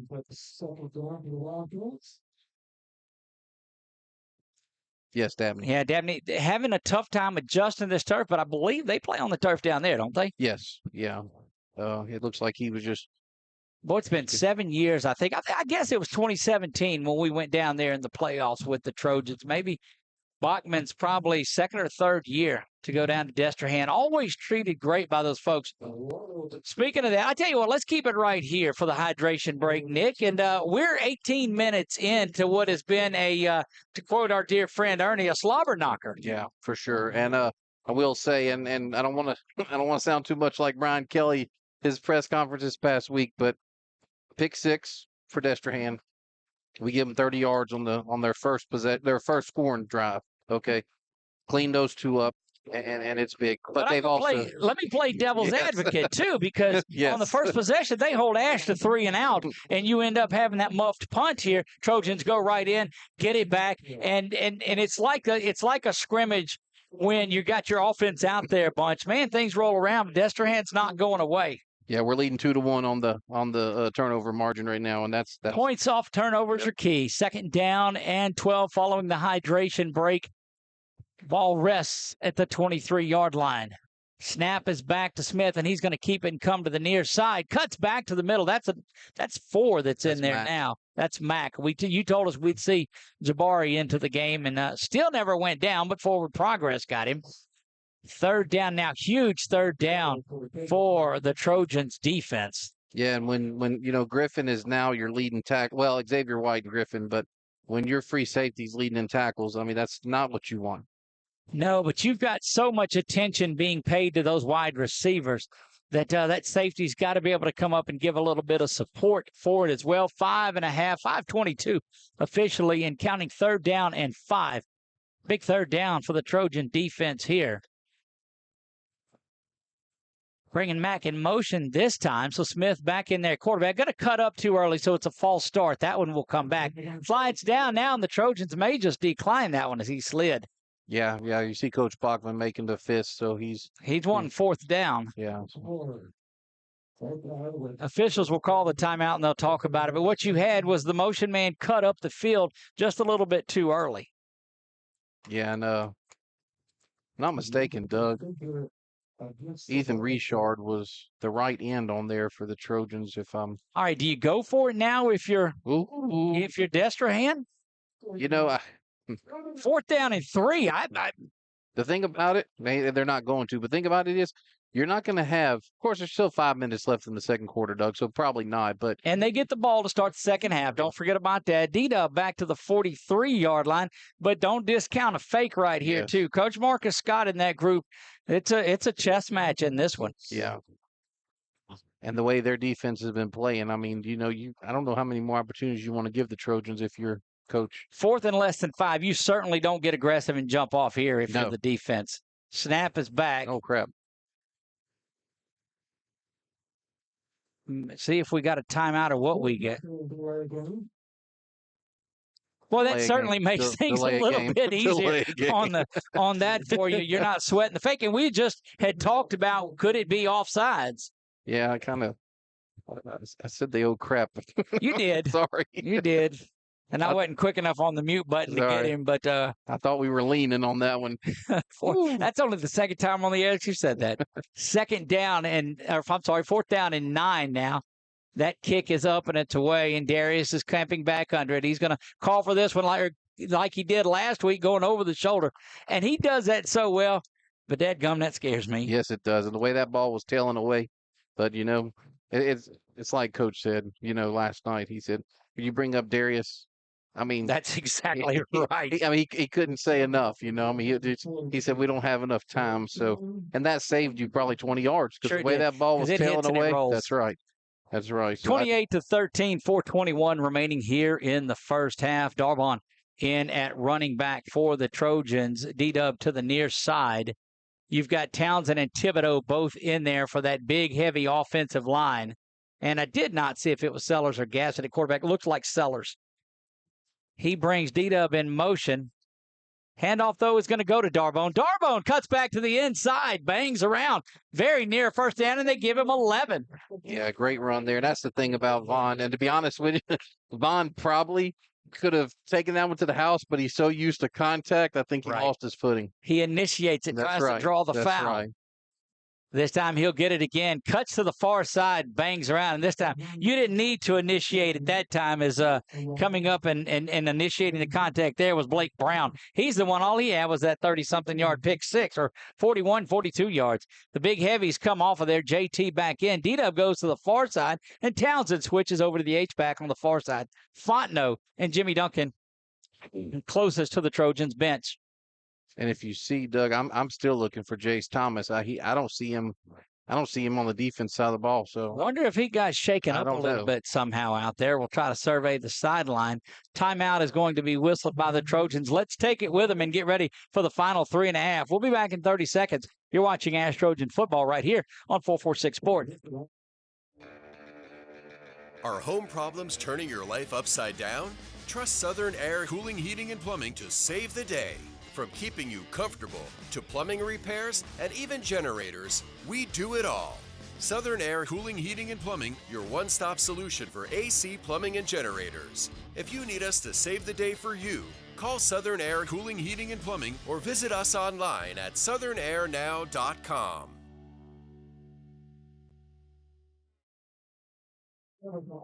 Big thanks to our friends at Southern Air Heating and Cooling and Plumbing and Electrical and all of the stuff that they do. They are proud sponsors of our cool play of the game, and we'll have that chopped up for you and start to trickle out some things over the weekend. Another timeout. Nick, let's keep it right here, and I'm going to let you give us a recap of this exciting first 28-13. Well, obviously 28 points, on this first half against a team like Destrehan's great. Like I said, little questionable on, Jace Thomas, what's going on with him. Of course, we know they're starting quarterbacks out tonight, but still, you play against a team that's here, and your Trojans are doing really well with that. I do like the fact that we're very balanced. Okay, we're looking here. We have 12 pass attempts so far by your Trojans, and we're looking at 15. We're looking at 15 run attempts. So, almost. And you brought that up last night about the balance of the game or on the season in itself. Yes. So, and it's crazy how it's been the balance of the yards too, not just the attempts, but also the yards. So, but I will say that you get a good look at we had it on there. Yeah, we had a good look at the crowd on there too. Very good work by our production booth, doing big business on there.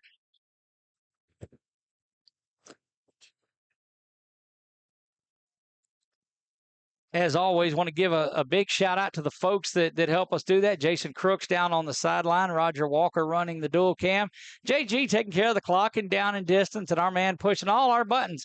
Brett Stallsby up here in production. We could not do a bit of it. Of course, my man Nick Magnano right by my side.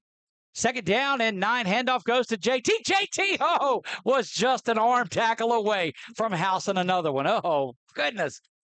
Yeah, they found something over there behind Lofton, Reed, and Thibodeau. Why not run that way? Third down and 3. Here comes Darius in motion, but settles in.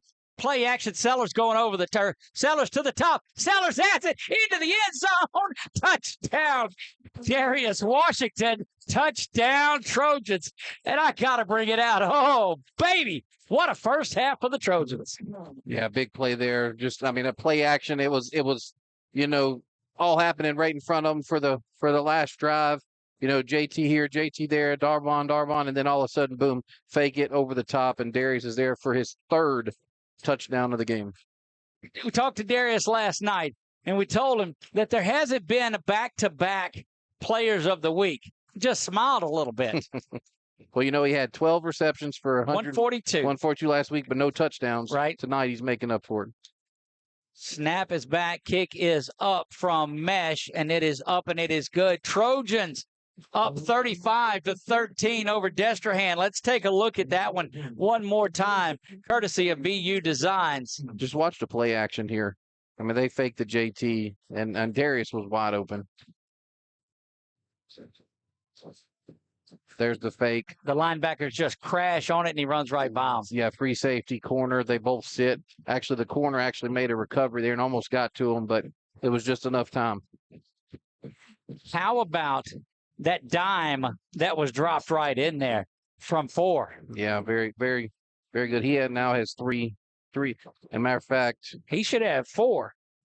No, Max had the one. That's right. Okay. Yeah, Max has 1 to Darius, and he has 2 to Darius.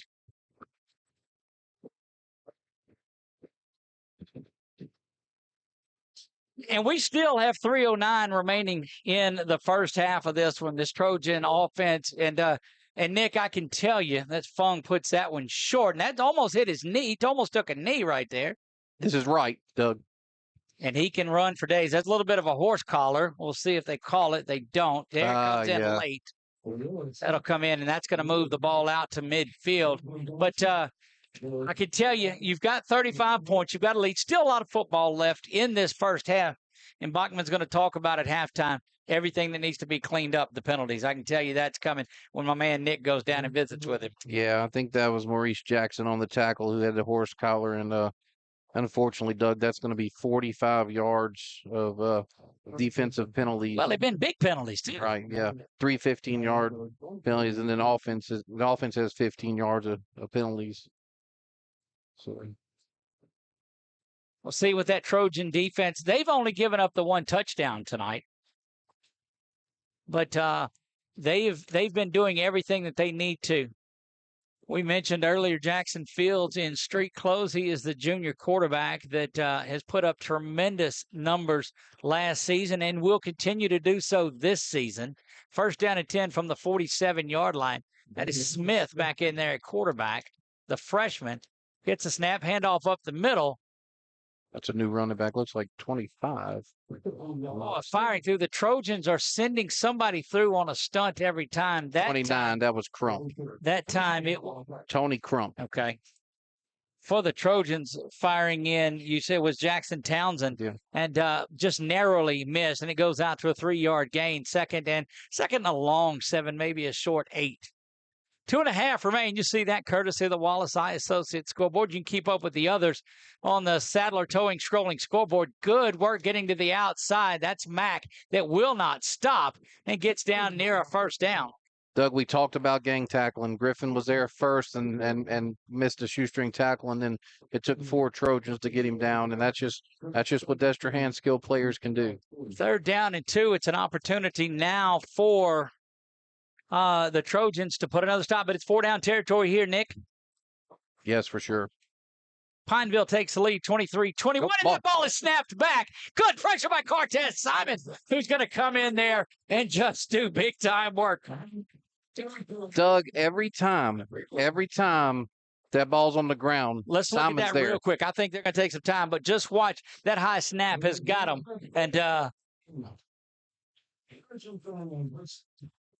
And yeah, you're seeing it there, Nick, on the replay. Yeah, and the ball goes over, and then there's that man, Cortez Simon, who is he's just lurking. He's a ball hawk. He is a ball hawk.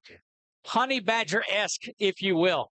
Yeah. Minute 28, and Destrehan in no hurry now, 9 and 8 and 7. They may call their final timeout here, 5 and 4 and 3. They're just trying to get to the bell like a fighter that is near a knockout. They are trying to get to it because that Destrehan team knows you don't want to give the ball back to this quick strike Trojan offense. Yeah, and the way they've been punting the ball and the way, Darius back there, you never know what could happen, as far as bringing it back. Well, and you just have a snap that goes awry, and the punt, now you bring up a longer one, you're not sure. And once again, 45 yards of penalties by this Trojan defense. So, I mean, other than that, they've done really well. We will visit with Coach Thomas Bachman coming out of the half. Nick will catch him on his way back to join his team. Get my exercise. You can only imagine what he's got to talk about with it. We'll leave it to and let you watch some of the sights and sounds of halftime here tonight. 4th down and 12. The offense for Destrehan will stay out on the field. Watch a little pooch kick or quick kick perhaps here too. I wouldn't discount that. Oh, boy. And see, Coach Bachman's going to send somebody back now, just deep, just to be safe, because there's nothing that says he doesn't catch that and just try to pooch it down and pin the Trojans deep. Yeah, him and Coach Murr's talking right now about how they're going to attack this. Of course, you don't know the quarterback's going to, botch the snap there and ball he may it up have on heard the ground. whistle. Yeah, that's true. He may have very well heard the whistle. Again, a big shout out to the folks all over the state that are joining us for this one, especially our friends down in Destrehan that are watching along. We certainly know there's somewhere else you could be. We appreciate you watching this broadcast tonight. Trojans on top 35-13. Boy, it's a back and forth affair over at Tioga. We saw Pineville just took the lead in that one. Just getting some updates from our guys around the way. St. Mary's 3-0 at half over Menard.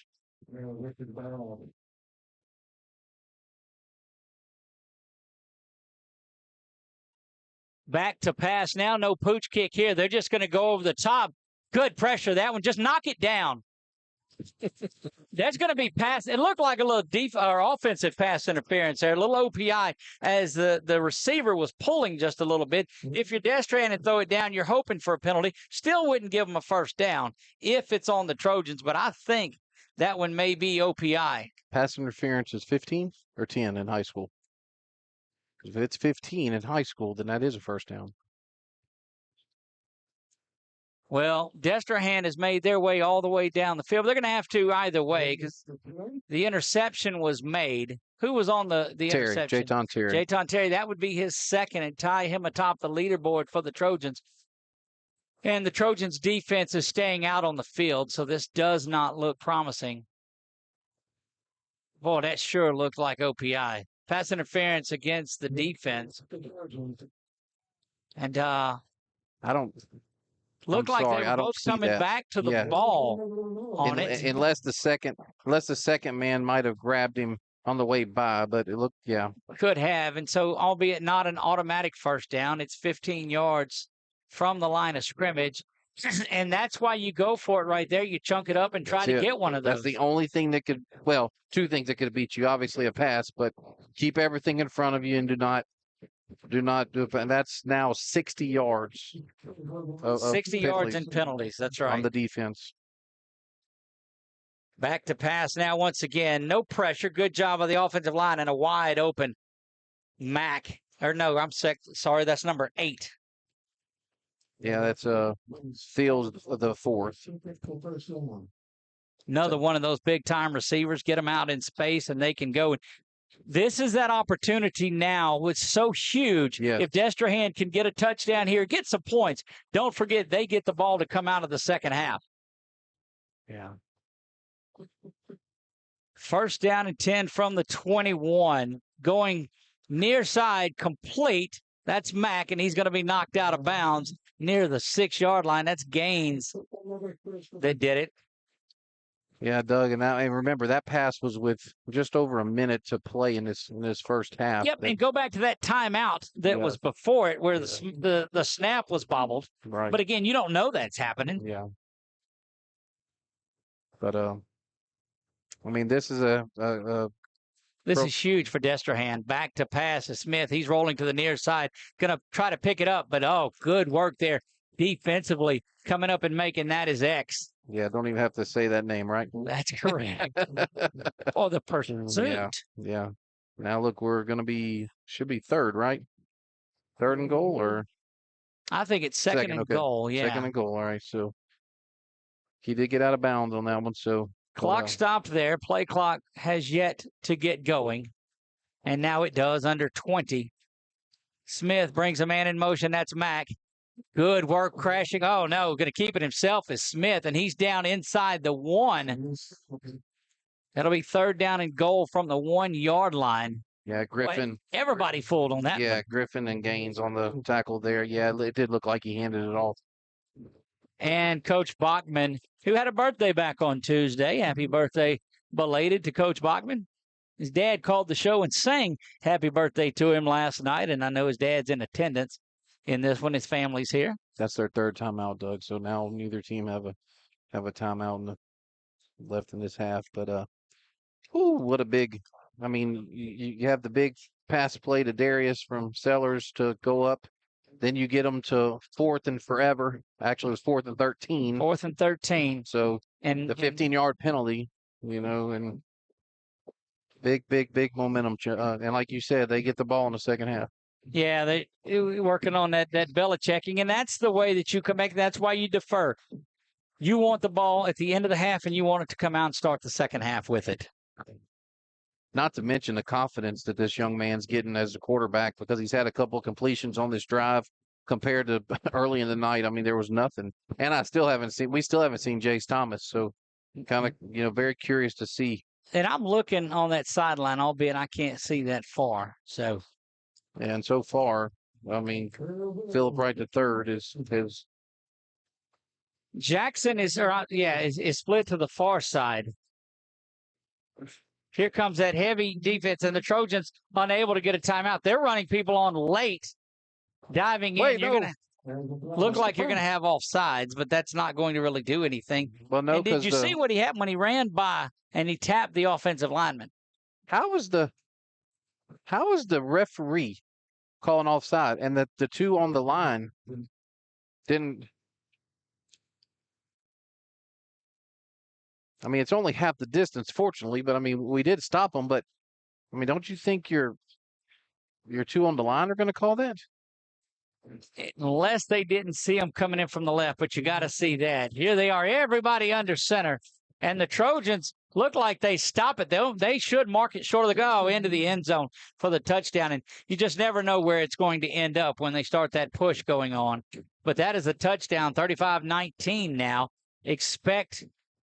You wonder, do they start chasing points this early? Doesn't look like they're bringing their kicker out.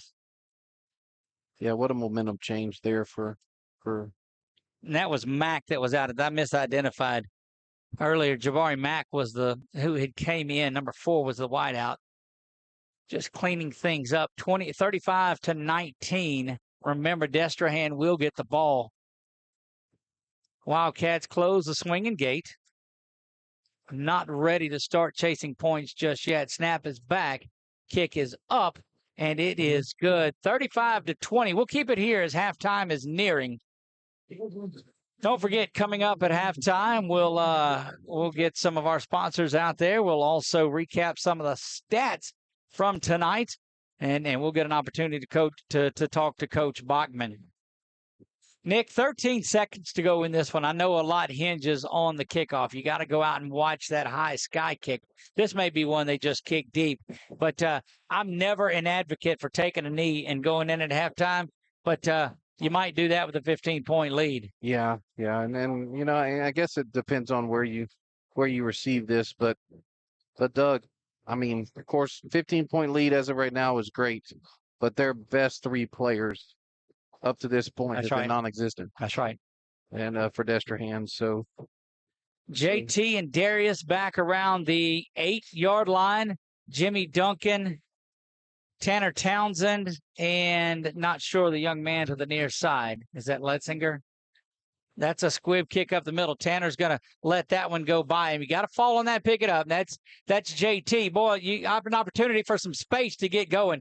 JT running around is going to go down to 6-5, and the Trojans, we got to believe, will take a knee and get on to the half.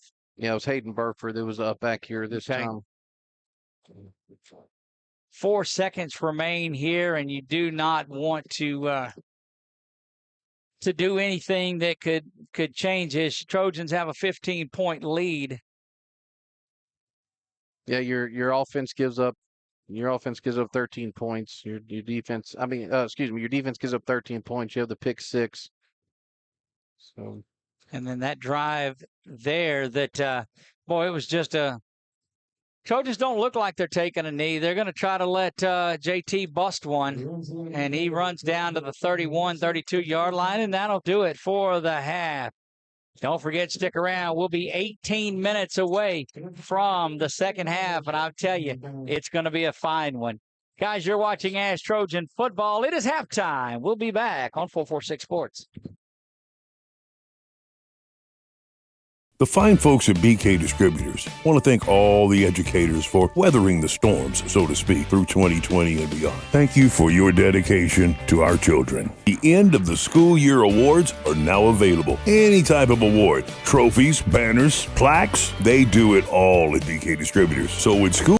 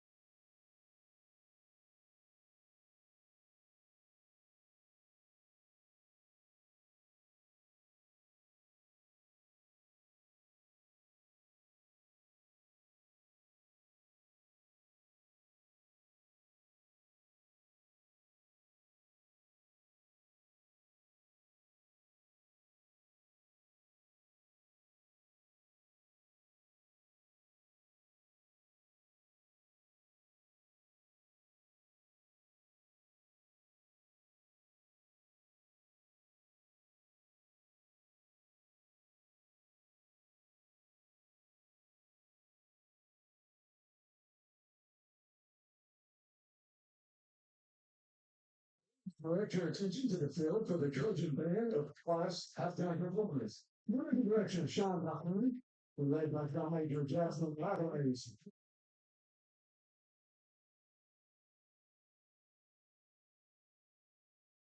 Now, we got band on the speed.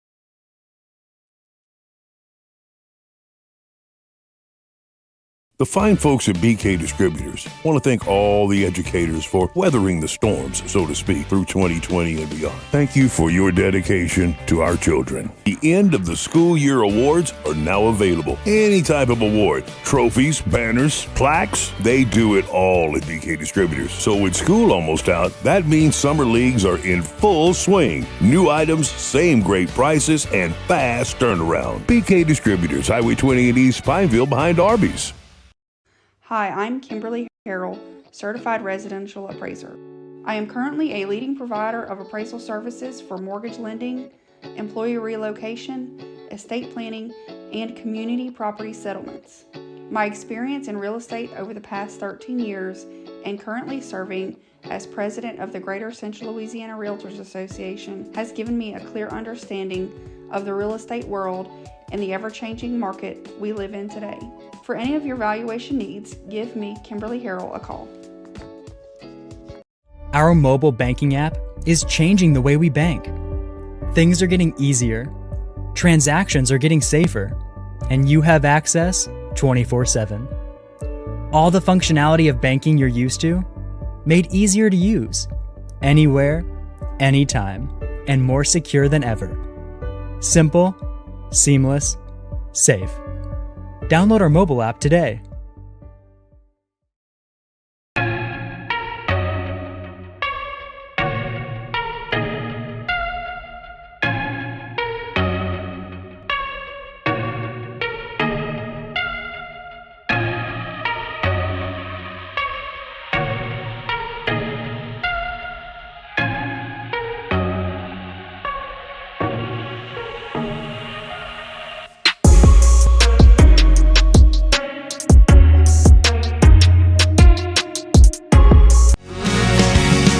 Just haven't met you yet.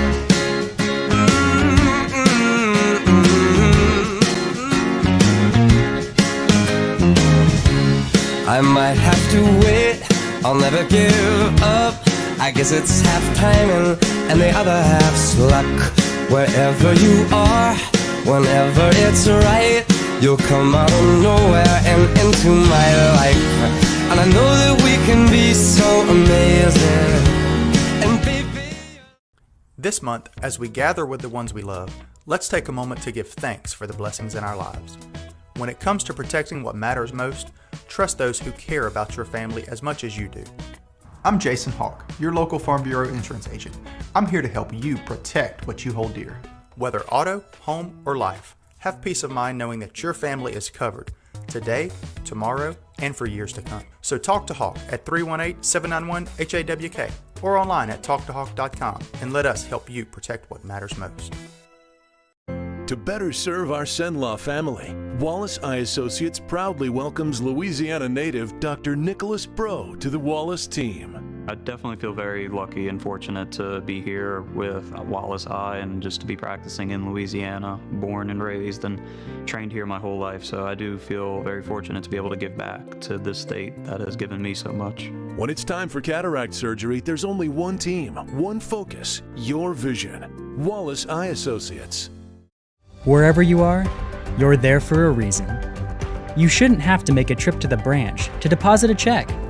Skip the trip and use our mobile app to easily and securely deposit checks right from your phone, day or night, wherever you are or whatever you're doing. Download our mobile app today.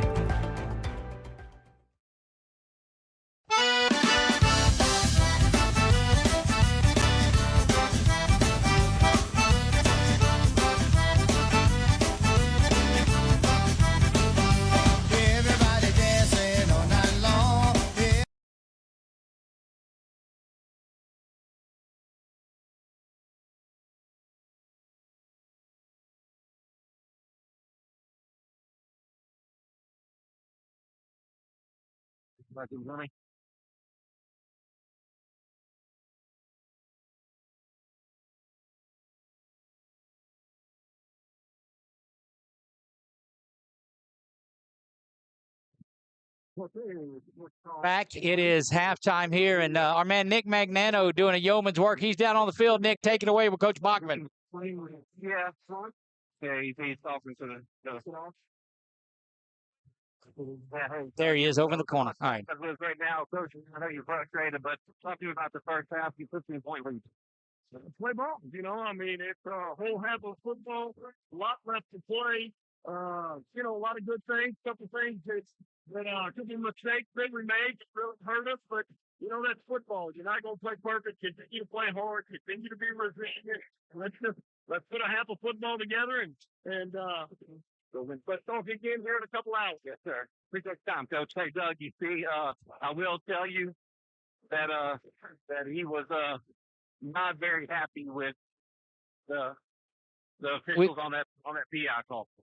Yeah, you had to imagine that was the case, Nick, and glad that we were able to get just the one question down there with him and walk and talk, and that his intensity.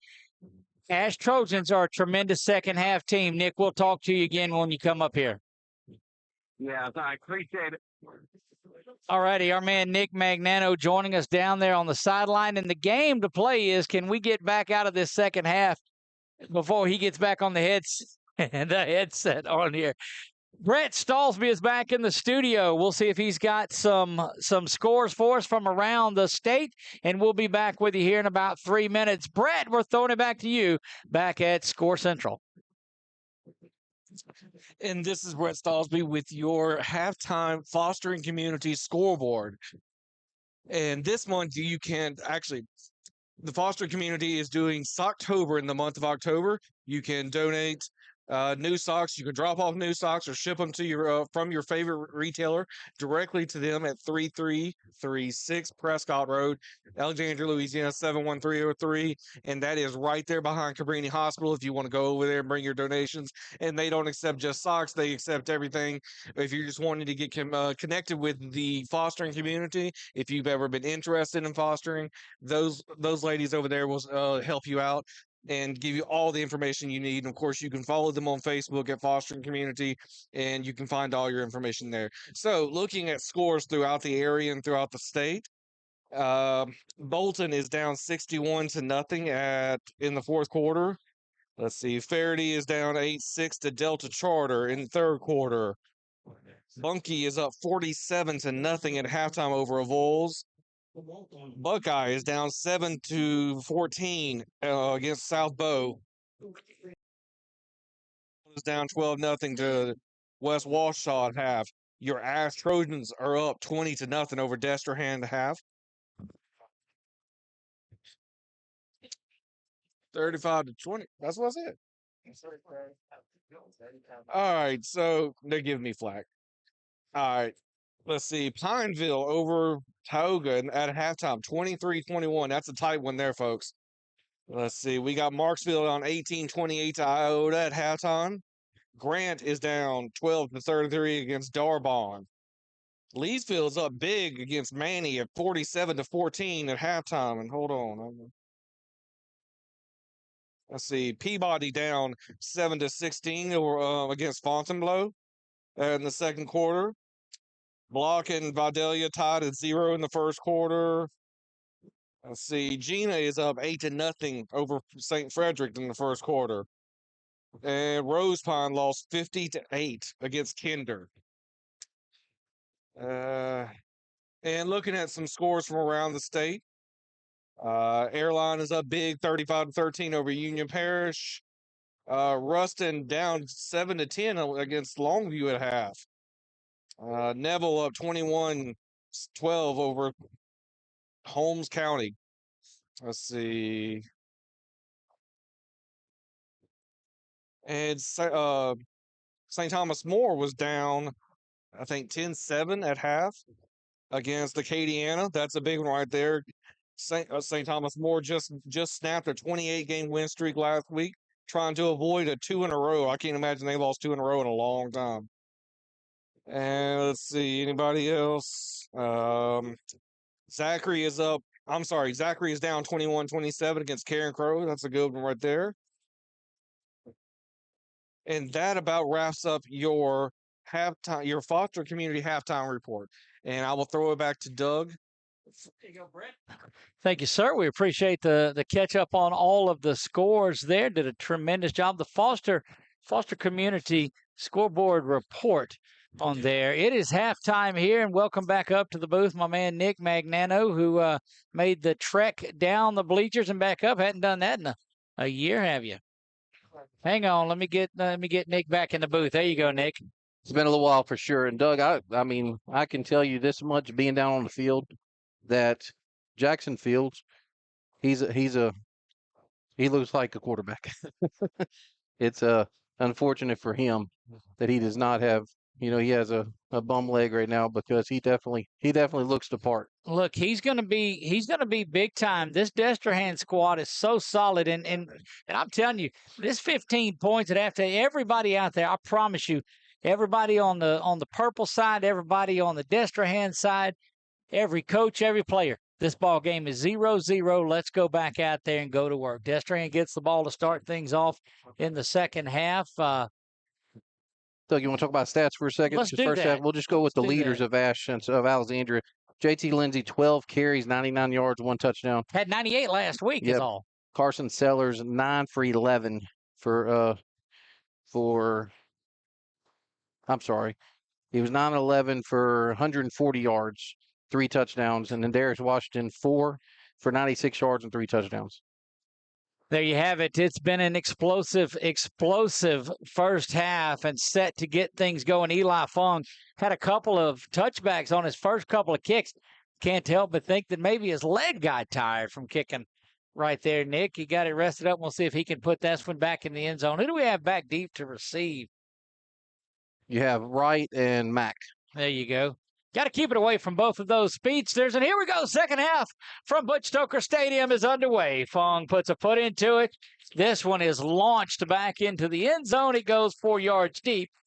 And there's the third touchback of the night. So he did. He got to rest, got him some vitamins there at halftime, and away we go. I appreciate him doing that so I could catch my breath as well. But there you go. Doug, we're looking at 30, 60, 75 yards worth of penalties for Trojans the first half, and 60 of those 75 came on the defense. All of that goes away here. It is a 15-point lead as Destrehan comes out to get things going. We'll see the revolving door there at quarterback. And, man, Jackson Fields has missed tonight. That looks like Smith is back there. 4 very, very, very talented receivers to the near side. But you got to watch him to tuck that and go the other way. There's that little wide receiver screen, and J-Luke coming up. Jaden Lewis read that like a book. Yeah, that's the easiest thing a color analyst could see or say right there. See the ball, hit the man, take him down for 2-yard loss. Boy, that is big time, and that's good to see out of J-Luke coming up and making that play. Senior Jaden Lewis. Looks like, Chuck, he's back at safety now. Yeah, they had him. Well, you just call me Chuck, but that's no problem. Gosh. No problem at all. Nick. No, Chuck's a good guy, but no worries. Yeah, they on the stack over here, they'll put him back, and now he's man-to-man with the slot. Second down and 12. Handoff goes to the far side. Oh, getting some running room there to the inside. Coming up there, it looked like Nelson, was it, that came up and got that one? Elijah Nelson, number 12. Yeah, Nelson and Griffin there. Unfortunately, Griffin was and Nelson met at the same time, and that's not what you want. Boy, if you can get Destrehan off, it is 3rd down and 5. What a tremendous, tremendous stop that would be coming out of the intermission. Menard gets a score, 40-yard touchdown pass from Vaughn to Cutter Knowles, and Cutter's the lead 10-6. Back to pass to the near side, coming up, making a tremendous tackle. That ought to be 4th down. And short. It is. Look, that's big-time work. Tackling out of this defensive backfield has been solid. Jay Frazier there, kept him in front. Like I said, made a good tackle. We haven't seen Jay in a while, so good to see him back out there. How huge is this now at 4th and 1? They'll bring the punt team out there, and right, all those guys, they're trying to tell the punt team to stay off the field. That offense wants to come out there, and that's a group that wants to fight. Hold your water here, boys. Hold your water. Do not jump. Do not, Looks like Como back to kick. And Darius Washington will put his heels on the 45-yard line. Snap is back, kick is up, and it's away. And that's a good high kick over the shoulder again. D-Dub, like a center fielder, goes back and gets that one. And down at the 25. But all things considered, you're going to take that one. Yeah, we'll take it. But, man, what a great coverage there by, looks like number 10, who's Brady Piku linebacker senior. I mean, he had D-Dub wrapped up quick.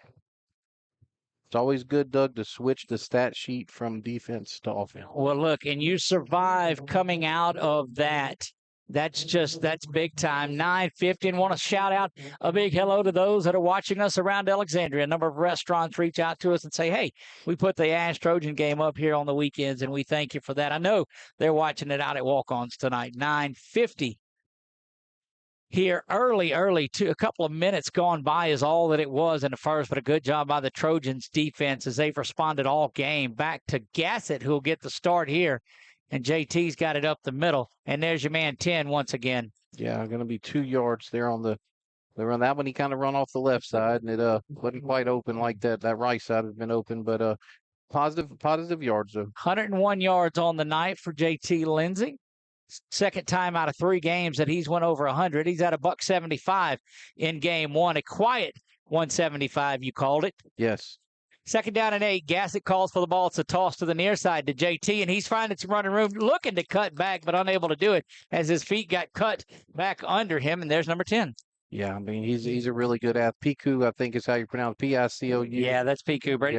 Yeah. So 5 yards there. So going to be a long 3rd and 3 here, Doug. Got to move the sticks here if you're the Trojans. And JT's hopping his way over like the thoroughbred that he is. First down and 10. And that's what you want. Now you get that first down, you can go tempo. Yeah, because you definitely don't want to go 3 and out and give them the ball right back. Not at all. And the Trojans have used about a little over a minute on this drive. Well, a minute and a half on this drive. Snap is back. Toss goes the other way. That's Darbon, who cuts back to the middle. Vaughn looking big out to the 49-yard line. Yeah, 7-yard gain there off of Townsend and off of Peter Lofton there, and Lofton's having a good game as well. Boy, he had a great one. Was our Express Pros lineman of the week last week. Handoff once again goes to Darbon. Darbon this time initiating contact enough for the first down to the 46-yard line, and a very, very good drive for the Trojans coming out of the half after the defense forces the 3 and out. Yeah, cheated Vaughn on that first one. He got 8 yards on the first one and then 4 on that one. So good work there. I know there are a lot of coaches watching around here, and I know JT gets all the attention. But if you don't come look at Vaughn Darbon, you're missing out on a back that will change your program. There's JT. JT cutting around to the 40. Now goes Lindsay 30. Cuts back inside. We're still on his feet to the 14-yard line. JT Lindsay. Yeah, 33-yard gain there, and it just a little stop and go, kind of like a receiver there on this sideline, but and not going out of bounds. All the way down to the 13-yard line. Gassett calls for the ball. Handoff goes back to Darbon up the middle. It's a hard 3 yards there. It's good work though. Look, he is such a power back that continues to go get it. Does Vaughn Darbon is such a good counter to the finesse and the speed of JT Lindsay. Yeah, and Vaughn is a senior, so like you said, he'll hopefully get some looks. Look, I'm telling you, if you don't have an offer out to him, you need to get that. He is a program changer. Vaughn's got it up the middle this time, banging around. A lot of times you can't rest your star. Yeah. But there are a lot of stars out there wearing black tonight for the Trojans. Yeah, 2-yard gain there for Vaughn. Thought he might have fell forward a little bit more than that, but we have a 3rd and 5 here. And look, you won't find a better relationship between 2 players than Lindsay and Darbon. They feed off of each other. They help each other, critique each other. And they're there. JT back in on 3rd down and 5. Offense looks over to the near side at 6:57 in a rapidly moving third quarter of play. Gassett has led these Trojans on a pretty masterful drive. This time he's back to pass, kind of throwing the fade dunk, and he misses that one. And we should have a look at Mesh to come in here and try this field goal.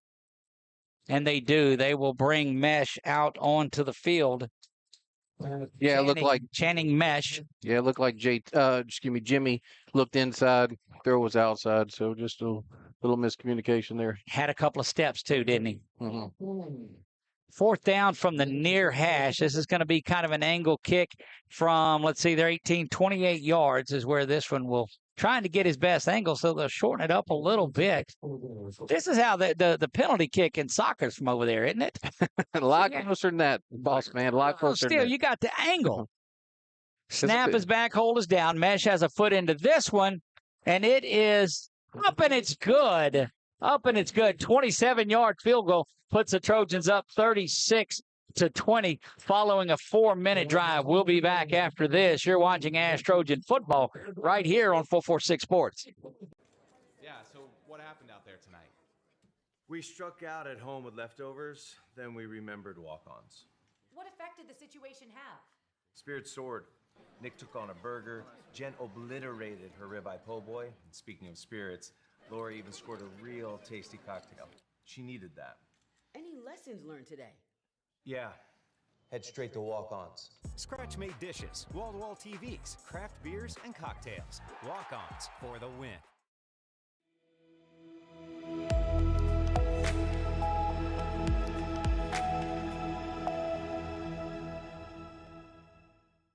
And we are back. Trojans lead this one 38-20. What was so important about that drive, Nick, they hold the Trojans 3 and out. They go down and get They points. hold the Wildcats 3 and out.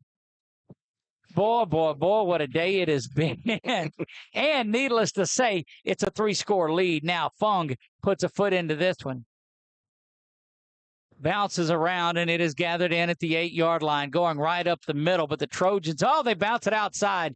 Trojans still kickoff team is there out to the 35. But look, we've seen some disasters come out of things like that. Trojans with a 3-score lead here, Nick. Well, I'm looking at, I think it's number 18. If it's 18, Marquise Jackson. Yeah, number 18. What a job he did, because when Philip Wright III bounced that out, he was there holding contain, forcing them back into. So great job there by Marquise. He was looking to go. You're right. Yeah, because Wright, he could easily take that one to the house. But great job there. I didn't see who finished the tackle because I was focusing on that. 1st and 10 from the 35 for Destrehan. Snap is back. Handoff goes off the left side, banging around, and that's a first down, something they were not able to accomplish on their first drive of the second half. But look like they're coming with a little bit more tempo. That was Crump.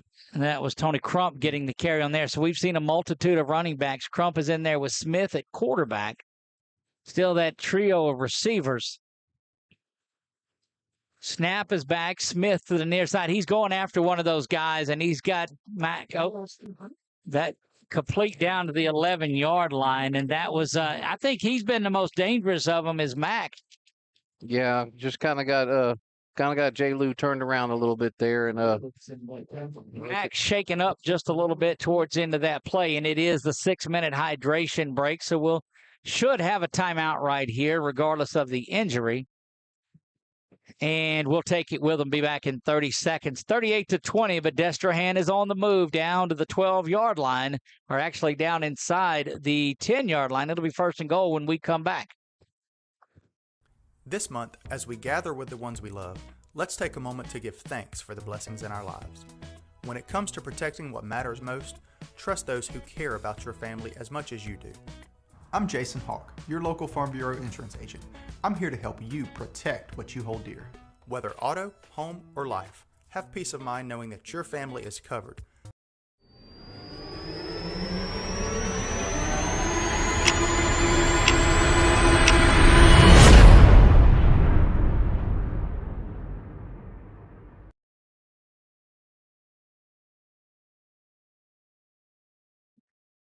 We are back to Butch Stoker Stadium. 38-20 Trojans lead this. You see that, Curtis? Your Wallace Eye Associates scoreboard up at the top. Let's take a look at the Saddlers Towing scrolling scoreboard, and you'll see some scores from around the way. I know it was 10-6. Menard was trailing St. Mary's, that game up in Natchitoches. And Tioga Pineville was 23-21 the last that I had checked.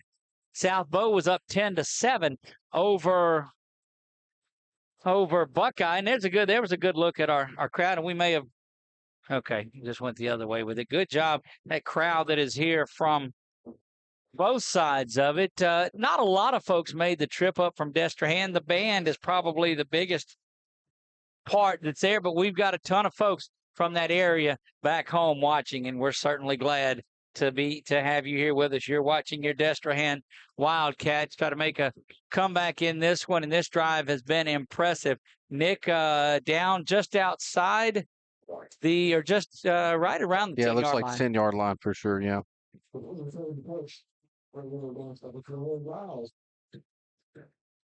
Yeah, big play there on from to Mac, and looks like he walked off the field, so he'll probably be back after sitting out of play. Again, just the number of athletes that you lose the numbers that you've lost in this game, and they just keep running athlete and player after player and player out onto the field. That's doing so well. You know, Doug, while I was down there, I didn't pay attention. I should have looked to see where Jace Thomas is, because we haven't seen him since the second series. Right. We were watching, and he played quarterback only, didn't play safety. I think he might be sitting on that bench back there. Yep. We're at the 40 maybe. Yep, that's what I see as well. 1st and goal from the 10-yard line. Smith in at quarterback. He had that good throw and catch just a moment ago. False start against Destrehan. That'll back him up. Look like the tight end on this near side, 88. Yeah, a little motion. Ryan Gouchard. Senior. Not to tell you what, Doug, they have a lot of seniors as well. So very veteran ball club, with the exception of, like I said, the quarterback right now. It just seems year in and year out that they are so good, always battling for that Division I non-select title. Oh, good work coming in, stunting there and getting that stop in the backfield. Yeah, Carrot Gaines coming in there from a safety position and just really creating havoc in the backfield. So 2nd and 12, this Trojan team is trying to bend. It's 22. Second, they had 1st and goal from the 10. Well, it's first. They're or down 17, at the 17. 17. Yeah, so sorry, we'll split 17. the difference here. Nothing like getting corrected and being wrong. I'm sorry. I'm sorry. That's right. 2nd and goal from there, 5:17 here in the 3rd. Smith fakes a little toss, and he's going to keep it himself. Got to get him on the ground. There's X that's going to do it. Had that quick little shoulder pump, like he was releasing the ball pretty quick, and kept it on the design quarterback run. Yeah, 4-yard gain there, Xavier White. Jackson Townsend had a chance to get him in the backfield, but he turned him inside. So is it 4-down territory here, Nick? 18-point lead with yes. Yes, I'm going to say yes. 4:46 remaining in the 3rd. Mack is coming back in. He looks like he's going to sit down at the slot, so keep an eye on him. He is electric. Cartez Simon is locked up on Mack. Smith calls for the ball. He's looking Mack's way. He's rolling. Here comes pressure from the Trojans. A little bit of a hold. Gado, big time. Big time work in the backfield. Elijah Nelson. Big sack there. Look, I mean, just driving now, that takes you out of any shot at going for a touchdown there as it drives you in. But still in field goal range, you're trying to get it down to 2 scores. Yeah, and it looked like he was, he had containment out there. Looked like he might have been getting held a little bit, but as soon as that guy released him, he lowered the boom. We'll keep it here after this and see if we can go back to that play a minute ago. We'll look back at that big sack on 3rd down. Snap is back. Kick is up. Short. Almost blocked. It's short, and it is left. And the Trojans bend, but they do not break. Nick, let's take a look over at the instant replay brought to you by BU Design and take a look at take us through this. Yeah, you'll see Elijah Nelson on the end there, the top of your screen, and looks like he's being blocked right there by 2 guys, splits them, maybe a little hold there, and then boom, he lowers the boom on him. So great play there by Elijah. They have those pads in spring practice that the coach, somebody holds it and they just go out there and dive and form tackle. That looked just like one of those drills that Coach Merce and that defensive unit has done. We had Coach OJ on last night, and he was excited about that defensive unit. Can only imagine how pumped up he is now. Had Elijah on the show as well. That's right. And he was excited. And something we learned last night about Elijah was away from football, he has dogs, he has pit bulls. Really likes them. He said he's a boring guy. He said he doesn't do much outside of football.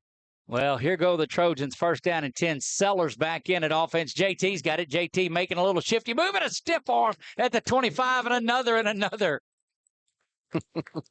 For a 12-yard gain there on that just broke it outside, like I said, stiff arm. And the critical thing about JT is so many runs, he ends up still on his feet. Stronger as the game goes on. Coach Brian Kelly and that group, I know that Coach Frank Wilson is watching this one tonight, keeping an eye on his prize recruit. 1 yard there, and still once again never goes down. He's got to be up close to $1.50 in this game too. Yeah, he had a big 33-yarder. Yeah, 99 the first half, 33, 45, 9. So yeah, he's about 150. 2nd down and 9. Sellers calls for the ball. He's going to play action this time. Got to dump it off. He's throwing it over the middle, and that could be trouble. It comes up with a big one, shaking people off to the 20, 10, 5, touchdown. Penalty flag on the ground, but nobody, the official in the white hats, calling that one back. Holding against the Trojans, and they will bring that one all the way back. Yeah, unfortunately, he got beat inside, and I mean that's really all he could do was hold to keep Sellers upright. But I will say that was a good call, unfortunately. But that's going to go down as a 10-yard penalty, but could very easily be a 68-yard touchdown pass. That's right. So, but that was a good call, I have to say. Well, the fans didn't see it. They were ringing the cowbells and having a good time, but it's coming all the way back. I will say this, though. Tanner has 2 catches tonight. I know that's not going to go down as an official catch. Well, in confidence-wise, yes, it will. Yes, that's going to be big for that young man because he has not done really well, so far this season with some of the passes coming to him. The fact that the Trojans will take the top off of the defense, they go over the top like they haven't done in a number of years. I'm kind of surprised that, it might have been right at the line of scrimmage. It looked like it was more in the backfield. So fortunately, that's an 11-yard. Well, yeah, I thought so. I thought it was. Battle going on over at Tioga. They retired the jersey of Chris Williams tonight. Big star out of Tioga, played in the NFL as well. And Pineville leads that one 29-21 at the hydration break in the 3rd quarter there. St. Mary's 17, Menard 6, 3rd quarter of that one. Yeah, so first and 30. Play action. They're going back over the top once again. That one may be picked off. Had to turn around and play defense because that was good work out there by 5. Yeah, Darius on as a DB there did well. Now it's going to make it third and forever. Look, Damian Richard was back there. Plays running back, plays defensive back, and Trojans have got to watch for maybe that little bubble screen or something here, Nick. You've got to get some room for your punter to get that ball out of the end zone. And, man, that would have been 45-20. Instead, you're looking at punting from the shadow of your own end zone if you don't get something going here. Yeah. 3 minutes to go in the 3rd. Handoff up the middle. JT's going to try to get what JT can. Shoves down another one and going to be knocked out of bounds out to the 35. It'll be 4th down and 8.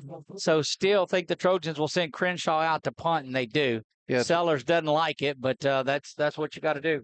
23-yard gain there on the draw, and I think if he may have, looking back on the film, he might have went inside there because it looked like our receiver had the DB blocked out. But, I'm not the guy who's run for 173 yards. That's right. 173 on the night. His season high is 175. It's easy for me to say up here. Got to get the snap there and the kickoff. Crenshaw, he's going to have to tuck this one down and now get to it's blocked. He's going to catch it himself, and he can run. It's exciting, but it's going to be back to the line of scrimmage. And, boy, what a big play that holding penalty was. Draws back the touchdown that would have made it 45-20. And now following that blocked punt, botched punt, whatever you will, Destrehan will have it 1st down and 10 at the 34. I don't know how to stat that, so I'm just going to go to the defensive stat sheet. I just don't know. Look, in the 1st quarter, that ball would have popped into his hands and he would have went about 30 yards. But now it has been Destrehan has been hanging around and fighting in this one. They'll try to get something on the board here in the 3rd. Smith back to pass, but dumps that one off. Just a tremendous one-handed grab.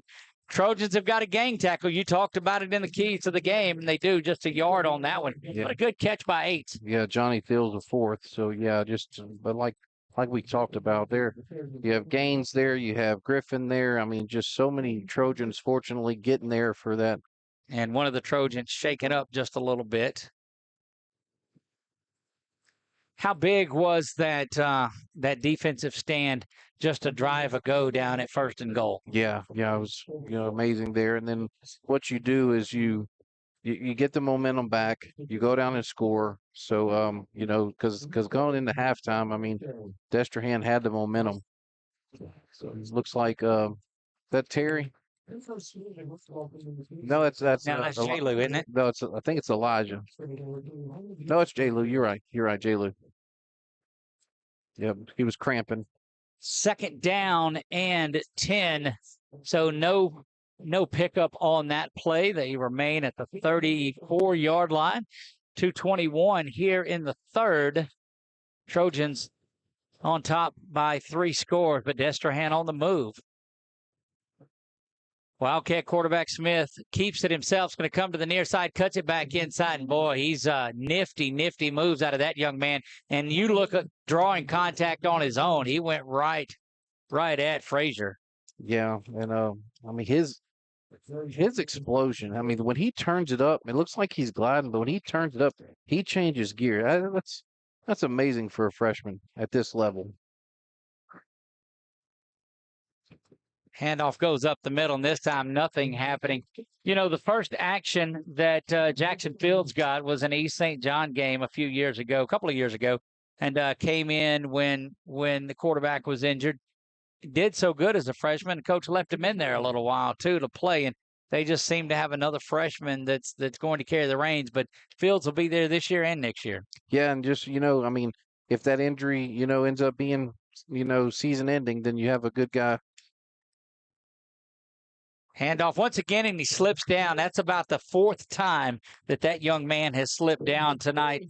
Nick Dabney just goes to cut and slips on that turf. Yeah, he just got, and it makes you wonder sometimes, Doug, if it's not the different texture that we have here. We have the wood chips. Most of them have the tire, the black rubber pellets.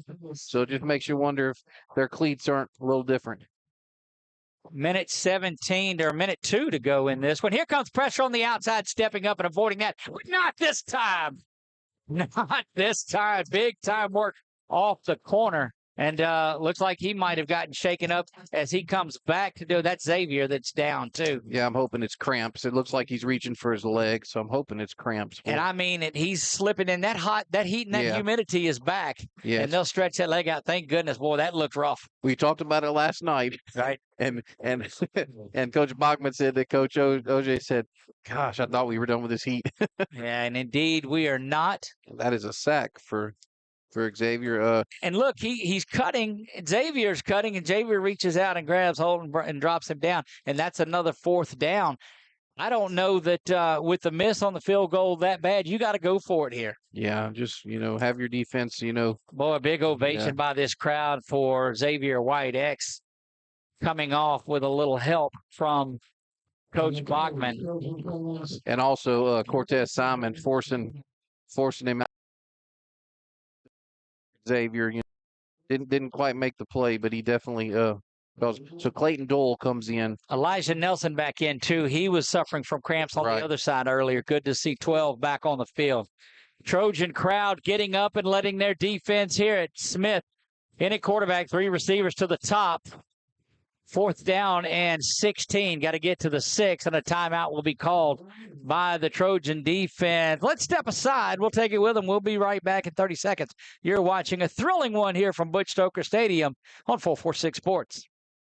To better serve our Senlaw family, Wallace Eye Associates proudly welcomes Louisiana native Dr. Nicholas Bro to the Wallace team. I definitely feel very lucky and fortunate to be here with Wallace Eye and just to be practicing in Louisiana, born and raised and trained here my whole life. So I do feel very fortunate to be able to give back to this state that has given me so much. When it's time for cataract surgery, there's only one team, one focus, your vision. Wallace Eye Associates. Got a quick moment to look at that instant replay real quick before this 4th down, maybe.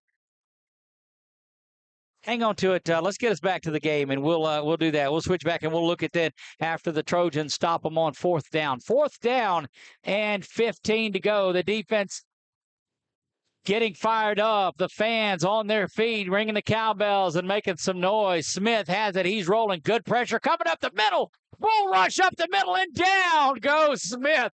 And that's a turnover on downs right up the middle. Grayson Thibodeau.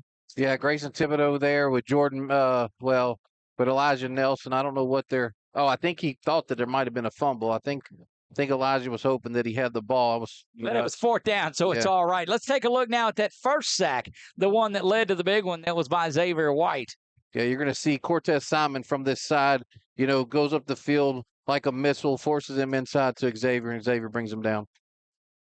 We'll get you back to live action in just a moment, but watch as you see Simon come in and turn him up the middle, and here comes X to finish it off. Back to live action we go. Trojans now bend but don't break. A couple of 4th down stops here. 1st down and 10 from the 31. 40 seconds to go here.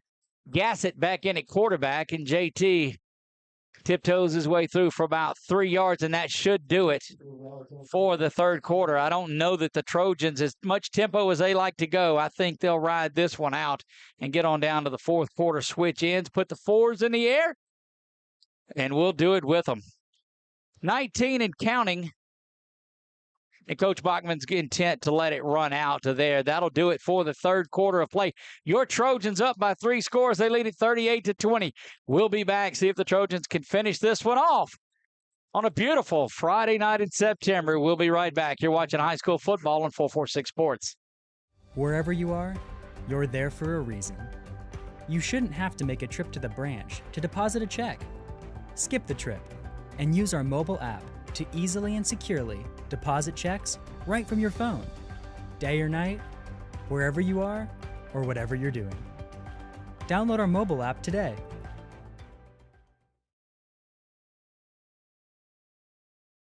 Hi, I'm Kimberly Harrell, Certified Residential Appraiser. I am currently a leading provider of appraisal services for mortgage lending, employee relocation, estate planning, and community property settlements. My experience in real estate over the past 13 years and currently serving as president of the Greater Central Louisiana Realtors Association has given me a clear understanding of the real estate world and the ever-changing market we live in today.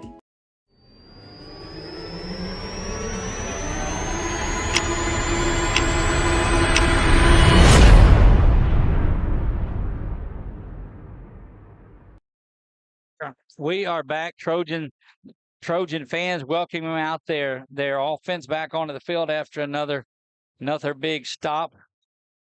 And here we go. This is one of those times you don't go into your 4-minute offense by any means. There's a lot of football to go. Gassett will continue his drive with the Trojans. He brings D-Dub in motion. Gassett's going to toss it to Washington. Boy, I thought he had kept that one again, and he had smooth sailing along the outside if he keeps that one. Yeah, he ran 40 yards to get 2, but we'll take the positive yardage there. Absolutely, you will. And all you want to do is continue to keep your foot on the throttle. This will call an official's timeout as another young man down there with cramps. That is number 22. But again, it's just cramps. You see him holding his own foot up. Yeah, Bryce Buffkin, who's a junior linebacker. He's been all over the place tonight. We've seen a number of plays that Buffkin has been on. He also, is their tight end H-back as well. We talked about the heat. We've now had about 3 weeks to where we were, high 80s and low humidity, and it was pretty comfortable. And this week it's gone up into the 90s, and you see what's happening out here for these guys. Indeed, it is 3rd down and 6 for the Trojans, and that young man still down with the cramps. And we'll take a minute to look. Don't forget Thursday night we will be back at Walk-Ons. Got a tremendous crowd out there, and I invite you to get out there early for that one because the seats go quick. They're going to have to put some of those extra seats out in that grass area, I think. Yeah, I'm wondering if we can't open the doors to the garage. Of course, I will say, Marlene pointed out last night, they were packed on the inside. They're lucky that we weren't in there last night. That's right. So maybe we'll have some room next week in the garage area, and they can open those doors. And then in 2 weeks we'll be out here on the campus for homecoming. And it doesn't matter. We have all the space we need out here. Look, we'll move the show to the 50-yard line and just fill up the bleachers on here. Right. I think it'll be a good one. But there's still 11:42 to take care of in this one. This is a tremendous third down play for the Trojans. You got to be careful of that bubble screen. Last time they threw that, it got picked and went to the house. I think you don't do wrong feeding JT. Gas, it pulls. It rolls out. Good job to Townsend. Townsend's got to get the first. He doesn't, but that's just a tremendous tackle. Yeah. Yeah, that's Blake Brown. And I mean, that's, you can't, I mean, that's what you design. And you just, Coach Bachman leaving his offense out on the field here. 4th down, and now they're making the switch. 3-yard gain on that pitch and catch to Tanner. Last time, Crenshaw didn't field it cleanly and ended up with a punt that was blocked. And we'll see if they can get that. At this point, you just got to get it away, and you got to go down and cover. 10:51 remaining in this one. Still, we've said it like a broken record. A lot of football to go. Snap is there. Crenshaw's got it, and he's going to get this one away. It's high, not deep, but it's going to check up and take a good bounce. It's going to roll into another Destrehan player like it did back in the first quarter. But that seems like a long time ago from that, doesn't it? Yeah, 42-yard punt there, 41-yard punt there. So we'll take that. A lot of it on the roll, but that's why you turn that ball over. Mm-hmm. We've seen that opposite of that pooch kick that they try to do from Destrehan where it checks back towards the players. He makes sure he turns that one over. Yeah, so J. Lou back out and Elijah Nelson back out. 29 back at running back with them, and Smith at quarterback. It looks like they've settled on that young man. Crump is 29. Crump plays defensive back as well. Smith zings this one out, trying to run a receiver screen of their own. Oh, and he's going to bounce off, and only J. Lou can catch him.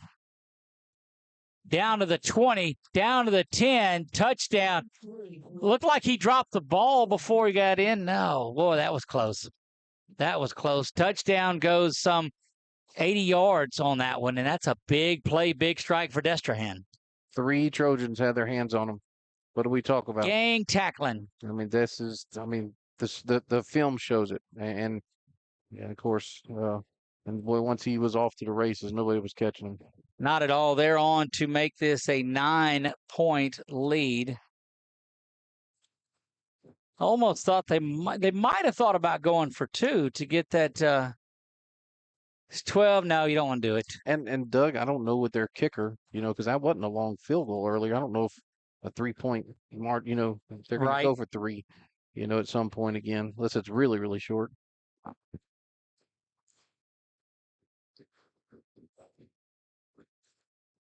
Snap is back there. Kick held up, and then it's a solid one there. That would have been good from anywhere. Yeah. And 38-27, 11-point lead for the Trojans. But they've got some work to do in this one. Just 3 points in the second half. Just 3 points in the second half. We'll be back. 10:08 to go. 38-27. You're watching ASH Trojan Football on 446 Sports.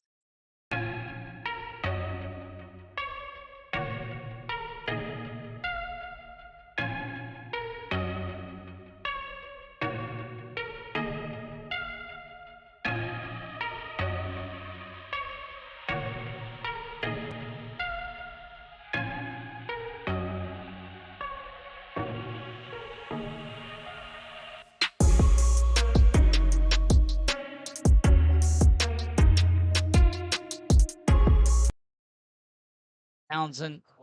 And we are back here, 10:08 to go. And again, we're talking about how important this kickoff is. We've seen the Trojans with a little trouble out of that sky kick. And 82 right there in the center in the A, which is Letzinger. He made some signal after they came on the field. So let's see. That's high, and fair catch is called for. At the 28-yard line, and that was a good play just to call that one. And Coach talked to him and said, man, over there, you don't want to, you got to attack it. You can't let that ball, but it may have went out of bounds. wouldn't have made a big difference. Go secure it and get on offense. Yeah, good job there by Burford. He's had, I think, 2 of those, maybe 3 so far. But we need a good 6 to 7 minute drive, Doug. You're exactly right. I mean, I'd take a 30-second drive and a touchdown. yeah, right that's here. right. That's right. But we have it's crazy. The defense has been on the field a lot the second half. They have just 3 points for that. And you heard Coach Bachman at halftime. Let's just go play a good half and finish one here. They've got some work to do. Toss to the near side, bobbles around. JT secures it. Gets his offense a chance to get going, and you'll take a 5-yard gain right there. Sure. Yeah, no, it's just how they drew it up. No problem at all there. JT cramping up himself, and so he comes out of the game. Boy, this humidity and this heat is just relentless tonight. Sellers faces 2nd down and 6 from the 32. The Trojans have just got a field goal in the second half. More important, they've got to go down and get some points here in the fourth quarter. You got to stretch that thing back to a three possession lead. It's 11 now. Taking a lot of time off. They'll snap it with 2 and 1 on the clock. Sellers back to pass. Throws it over the top. A lot of holding there. Don't see a flag at all, but couldn't get his arm up as he was being held on to there. 3rd down and 6. I'm not making any hand motions, by the way, as far as. But boy, and that one, Tanner cannot catch the ball with one hand. No, not at all. And you'll see JT come back in there. I don't think there's been a more. And Alex Fontenot comes into the game now, replaces. So they've got 3 receivers now in here. D-Dub to the near side. 2 receivers to the far side. Jimmy's in the slot, so we'll keep an eye out on that. Unfortunately, that incompletion stops the clock as well, Doug. So this is a big critical play here. Indeed, it is. Sellers calls for it. Throw is back, a little comeback route, and that's a 1st down. That's one of those that makes. Oh, they're calling it incomplete, saying that he dropped it. Oh, did not possess it through the way to the ground. Dropped it. Coming out, and that was just the defense getting there, knocking that ball away. You got to be careful here that Destrehan's not coming after it. Wow. Yeah, I mean, I'm not going to lie. I was looking down about the mark. I mean, I was counting the yardage because it looked like he had caught it and turned, but. Wilfred back deep to receive. He sits at the 35-yard line, 4th down and 6, 9:05, and that clock just continues to stop for the Trojans. Snap is back, a good one there. Good high kick. That one's got a bounce and run, and it checks up, but that's okay. It'll bounce around again now, and Destrehan gets out of the way, and we go under the 9-minute mark. But not a lot good has happened for the Trojans in the second half. They went in and had a pretty good lead at halftime. Yeah, 15. I mean, we're we've just outscored 7-3 in the Right. second, but it seems like they've just not been able to do anything. That defense with 2 big 4th down stops has been huge. Yeah, and Xavier he's still limping, so gonna be critical. But he's limping on the field, so Right. we'll take that. 1st down and 10. Smith in there. The last time Destrehan had it, they throw the little wide receiver screen for 80 yards and a touchdown. This time it's the keeper, and good work inside. Jackson, That's your guy. Yeah, Jackson Townsend and Spikes, and that's actually going to be a sack. So they're going to get a half sack for each one of them there. Spikes and Bayon come in at the ends on that play. 2nd down and 12. And take nothing away from that Trojan defense tonight. They are some battlers out on the field. 2nd down and 12, back to the 34-yard line. Smith in the shotgun calls for it. He's going to be pressured again. Throws that one away. Just got it out of there. But they are dialing up some pressure defensively. Yeah, Gaines and Bayon there. Gaines the first man up, and then Bayon closed it and really forced us. Now 3rd and 12. 3rd down and 12 for the Trojans, and nervous energy out of the stands here.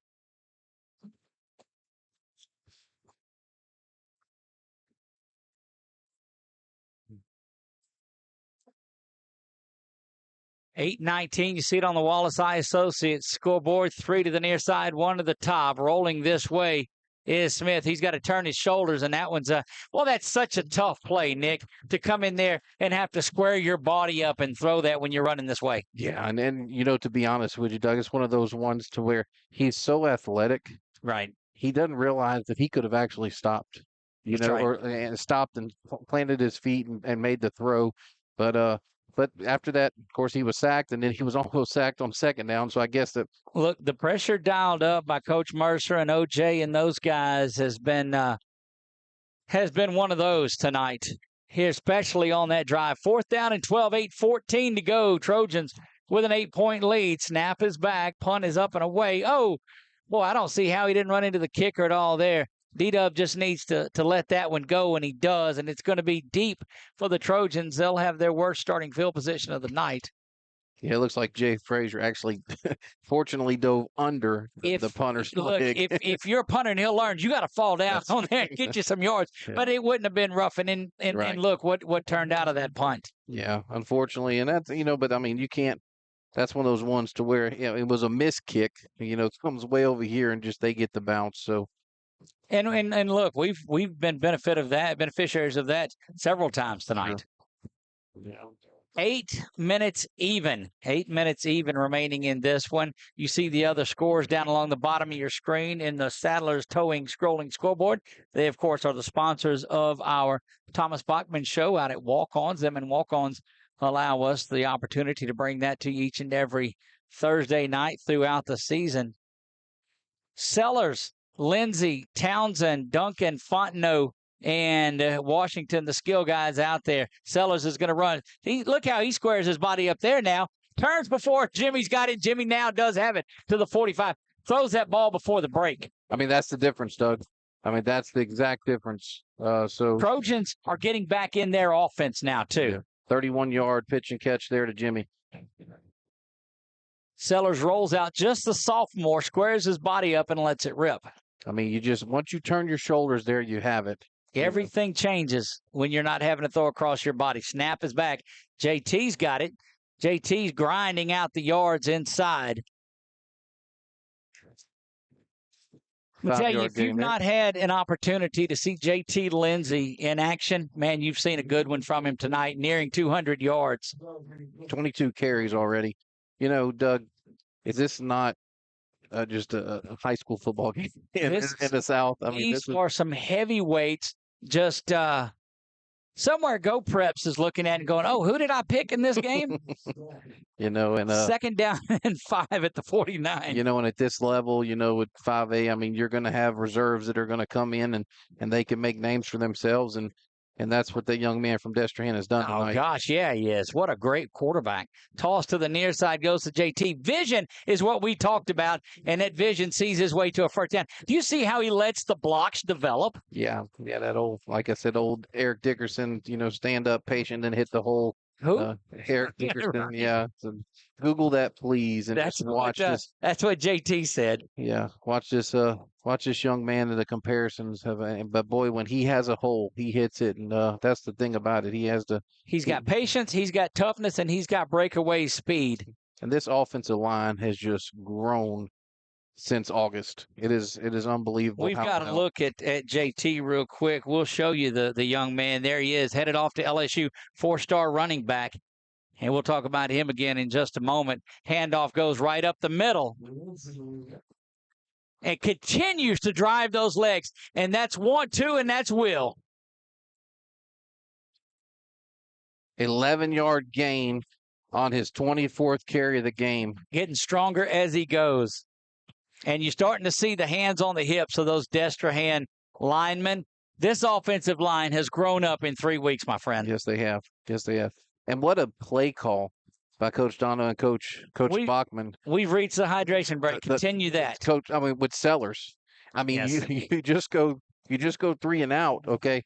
1st down, you get the ball back after that punt. They put you back at the 15-yard line, and he has they have the guts to make that play call, and him and Jimmy make it happen. That was a 31-yard play on that 1st down, and it flipped the field. Bring that back up for me, Brett, and let's take a look at the young man that's on his way down to LSU. You saw before the night he had 29 carries for 276 yards. He's got 24 tonight for close to 200. I don't know that he found the end zone tonight. Yes, the 51-yard potential play of the game. Sorry about that.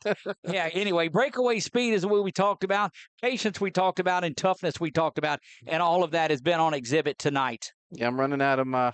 I have 25 in my spreadsheet here for carries, but I can add some more spots. You're going to have to cut. What do they say? Carry the one and cross over and whatever. And put some Common Core down on that sheet of yours. 6 minutes remaining in this one. Trojans trying to go down and put the nail in the coffin of this one and move to 3-0. First down and 10.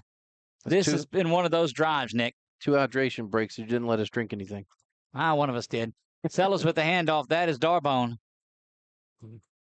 Nothing wrong with a 4-yard game there on first down. And Nick, when you see the hands on the hips, that's telling you there's some fatigue that has set in. Yeah, and that's when now you have to be strong. Your will. That's right. You have to be strong between your ears and be because you have them on the ropes. Don't do anything foolish, and just take advantage of this. We're going to visit with Coach Bachman. Of course, as always, he comes up in the press box with us. Nick will try to catch him down on the field. We'll have to get our Merce visit as well. I may have my hands on my hips when I get back up. We'll get you back in shape there. Second down and 7. Snap is back. Toss comes to the near side to JT. JT banging around inside down to the 24-yard line. Is going to be a half a yard shy. It'll be third down and short. But we'll take 5 yards of carry. Yeah, I think I'm going to give him 6 on that one, Doug. Hometown scoring. That's right. 5 minutes and counting in this one, and Trojans not in any type of tempo in this one. They have shifted down to that 4-minute offense at third down and 1. You're right, because Vaughn had a 4 and 5 make 446 remaining in this one. Oh, they skipped over it here on the went from 447 to 445 here in the stands. Third down, and look, not anyone from this crowd has left yet. No, it's you wouldn't mind a blowout, but at least the crowd's getting a good game. Oh, they're getting a wonderful game. Handoff up the middle, spinning around. JT with the first down and not giving up, continuing inside the 10 to the 5. And the rugby scrum is on the pushes there. Down to the 6-yard line. And how about that? 19-yard run there for JT. Just, you just really can't say anything else about the young man. Now, he has done everything that he's needed to do. Doesn't run off the field, but that's okay. We'll take that here. 26 carries in. Yep, that made 26. Vaughn Darbone stands in there. Vaughn looking to finish this one off. Boy, and he's just explosive enough to go in there and get this one. This is that ball control drive.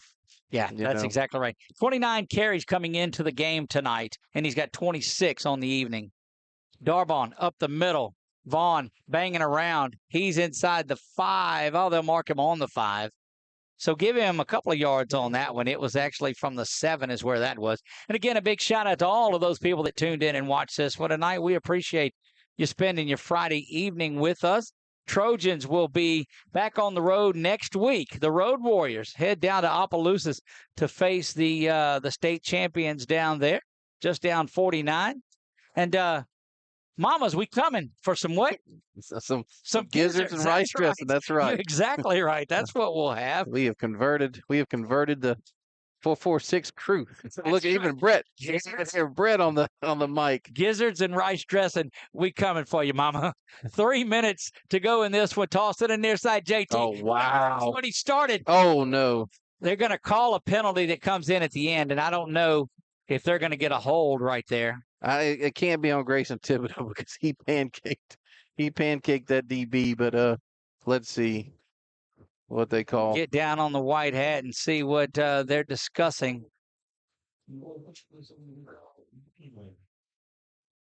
Block in the back. Again, a big shout out to all of the folks that make this possible for us. My man Roger Walker back with us on the camera. Jason Crooks down on the field there doing great work. And must be some shouting from the press box, from atop the press box going on. Some ugly words as Oh, I don't know what they're. Anyway, JG running the scoreboard for us and keeping you up on the clock and the down and distance. And that's a new feature that's added some stuff. Brett Stallsby, brother-in-law, pushing the buttons and doing the producing for us. My man, Nick Magnano, by my side, have called a pretty solid and entertaining ball game tonight. And a big shout out to all of those of you that have tuned in and watched one of the best ball games here. Destrehan, Nick, had a 33-game regular season win streak stopped by Catholic in week 1, bounced back against Bonneville, and barring something catastrophic here, there's JT back up the middle. Down to the 2-yard line, they will lose. They will be 1-2 on the season, but still going to battle because, look, they've got some players on that team. Yeah, they've got unfortunate because maybe tonight it looks like they might have lost, Jace Thomas as well. And so, I mean, what a fight by this Destrehan Wildcat team. Oh, gosh, they have, there's not an ounce of quit, and you wouldn't expect that. Look, the perennial champions that they are. You know the passion that Coach Marcus Scott brings to his guys, and that it's just tradition. It's a program down there at Destrehan. And, look, they're going to make a deep run in the playoffs. You can imagine that. There's back to JT, and this time scampers into the end zone, puts the ball on the ground. That's his second touchdown. And Nick, see if we can get a total on him tonight, or if the abacus goes up that far while we look at it again on the instant replay. Brought to you by BU Designs. And this is the play that he scored on earlier, that there was the block in the back that was called. And this one is the one that looked like the same play. And you'll see him just scamper right off into the end zone, and we go back to live action here. Sellers on now to hold for Mesh, and that will start to empty out the stands here. It's not like West Feliciana. They don't put 20 minutes on the clock and tell you to get out of here like they do it. The partying has started here at on Jackson Street, 45-27. Trojans outscoring Destrehan 10-7 in this, but it was 35-20 in the first half, and that's when the damage was done. Doug, I have unofficial 28 carries, 247 yards, and 2 touchdowns. 28 carries for 247. Bring JT back up again. I want to look at the numbers that we had him going in. So he has 29 on the season in 2 games, 28 tonight, 247. He had 276 coming in. He's up and over 500 and 2 touchdowns on the night. Give him 5 touchdowns and 6 overall. My goodness. 2:06 coming up on the don't call it 2-minute warning or 2-minute timeout or any of that. Yeah, and that ball control drive there was started before the hydration break and now at 2 minutes. Indeed, it was. Fung has had himself a heck of a night kicking the football, and he does it again. That one to the 1-yard line. Destrehan looking to get back in it on one big shot, and they don't do it. That kickoff team has been solid all season long. Yeah, Colby Pope there, and our aforementioned, and he's becoming number 18. He's becoming a Maurice Jackson. He's becoming a good special teams player as well. And that's how you get your way out there. You get on the special teams, and you go out there and you do some work. And he is. Guess what, Doug? He is a sophomore. One of those super sophomores. Yeah, this team's going to be good for a while. That freshman class from a year ago they talked about is paying dividends this year. First down and 10, low snap, quick pass out to the near side, bounces around. And Doug, it looks like Mac. After that long reception he had to the 10, they got hurt. He's limping. I mean, he barely could run a route on that play. So, well, look, this has just been a heavyweight fight. These two teams are very, very indicative of or deserving of their rankings. Coming in at 7 and 10, you flip flop them. I don't think Destrehan falls out of the top 10 at all. They're going to make a deep playoff run in the non-select Division I. Don't think they won't. Going up over the top. Incomplete. Good work outside Jay Frazier. Yeah, Jay Frazier's had a really good night. That's his first pass breakup, but he's been there all night with the coverage. Good to see him back on the field. Boy, just a long line of Fraziers that have patrolled the defense, going all the way back to Ciante Frazier Tay Frazier and now Jay doing work. Saw him with a pick 6 last year, if you'll remember that. Yeah. Worked his way back through there. Minute 49 to go in this one. Trojans up 18. You know something else, Doug, looking at their roster, their roster is not, it's not as many players as, what you call this? There's a little bubble screen. They scored on that one earlier, too. Trojans continuing to play to the whistle. Coach Mercer and that group not giving up on anything. Yeah, get Griffin and Jayton Terry on that to force them out of bounds, but they just don't have the numbers, and they also have some freshmen that are playing that that's not typical for a 5A school. So Nick's going to make his way down and kind of beat the crowd so he doesn't get hung up in it, and we'll take you through the rest of it. There's the pass that is complete. Going to be dropped down. It'll be 2nd down and 3, and we'll visit with Coach Bachman and Coach Mercer before Coach Bachman comes up here and wraps things up with us in the Trojan postgame show. 2nd down and 1 now with a minute 21 to go in this one.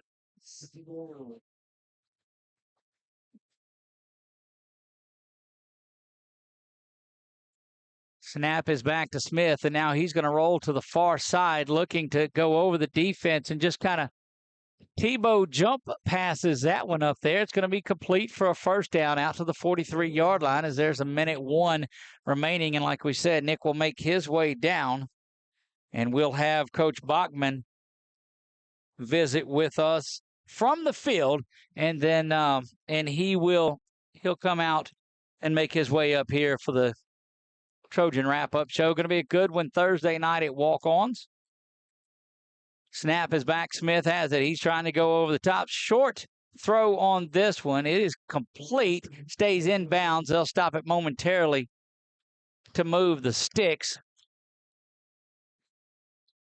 Destrehan trying and really trying to hustle off of the field there and going to make it. Back to pass. This one going over the top, and J. Lou comes up there and just says, I don't think so. Knocks that one down.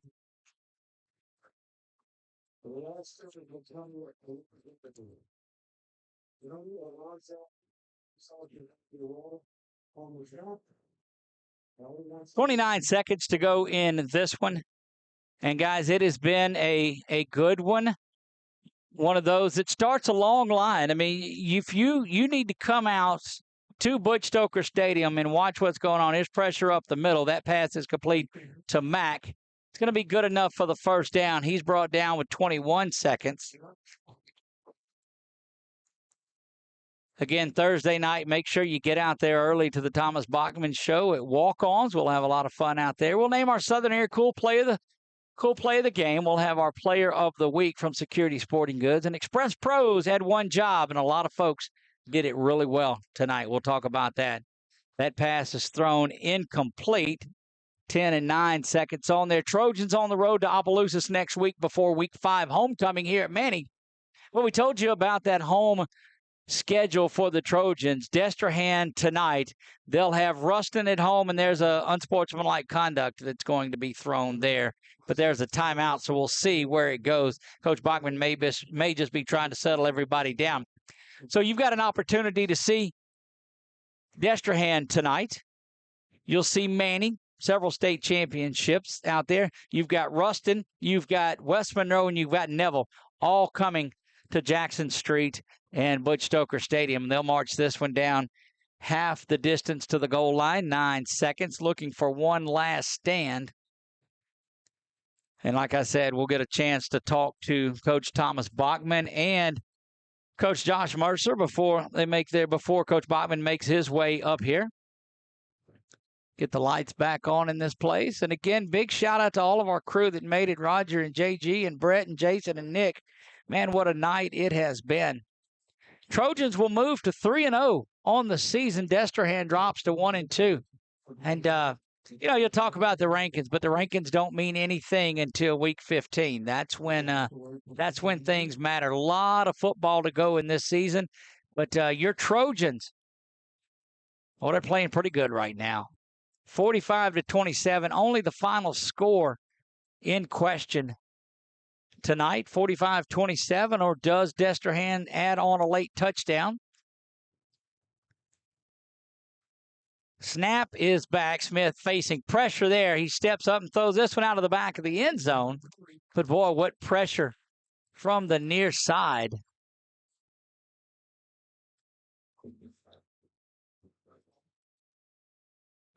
And now the crowd is starting to make their way out, and they can hurry and get in their cars, but it's still going to be jumbled up out there. This has been an amazing crowd here at Butch Stoker Stadium. Trojans 45, Destrehan 27. Destrehan trying to punch in one last touchdown with 3 ticks of the clock remaining. Snap is back to Smith. He's off to throw. Good pressure again. It's not going to happen. Garrett Gaines comes in and shuts the door. Your final, the Trojans 45. Destrehan 27. Pineville up big, and that we're up a touchdown, 36-29 with 3:49 to go. And that is a battle indeed. We'll get Nick on the phone here as soon as the pleasantries and the hands are shaken. But your Trojans do it big tonight, 45-27. It was 35-20 at the half, so 10-7 second half. And Coach Bachman wanted to go down and take care of business in the second half. And, guys, they've done just that. His Trojans give him a belated birthday present. Remember, turned 42 on Tuesday. Still a young man out there. Dad called in, John Bachman Sr., who is here in the place tonight. That's great to see. And let's see if we can get down on the field to Nick already. Make sure that we're connected on here, and I think we are.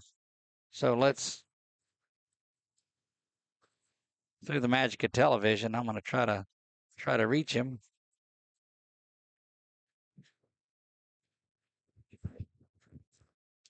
Don't know if he's going to look at his phone, but we'll try to get him set up as he grabs Coach Bachman. Great performance, just standout performance. I think 247 for JT, 2 touchdowns. That puts him over 500 yards on the season. 4 touchdowns, 5 total. Oh, correction. No, he's got 5 touchdowns and 6 total on there. So we'll wait and we'll get back to Nick momentarily as he goes and tries to grab Coach Bachman. Let's take a quick break. We'll be back in, let's see. Coach Bachman is doing a great job of holding the Trojan players back and let Destrehan go and get off of the field, and that's just class on all sides of it. This was a battle between just 2 powerhouse teams tonight. This is what you want to see going toe-to-toe in this one. And the coaches are doing such great work of keeping these guys separated and moving off. And a lot of times you get some tempers that flare, but this game has been played with a lot of class in this one.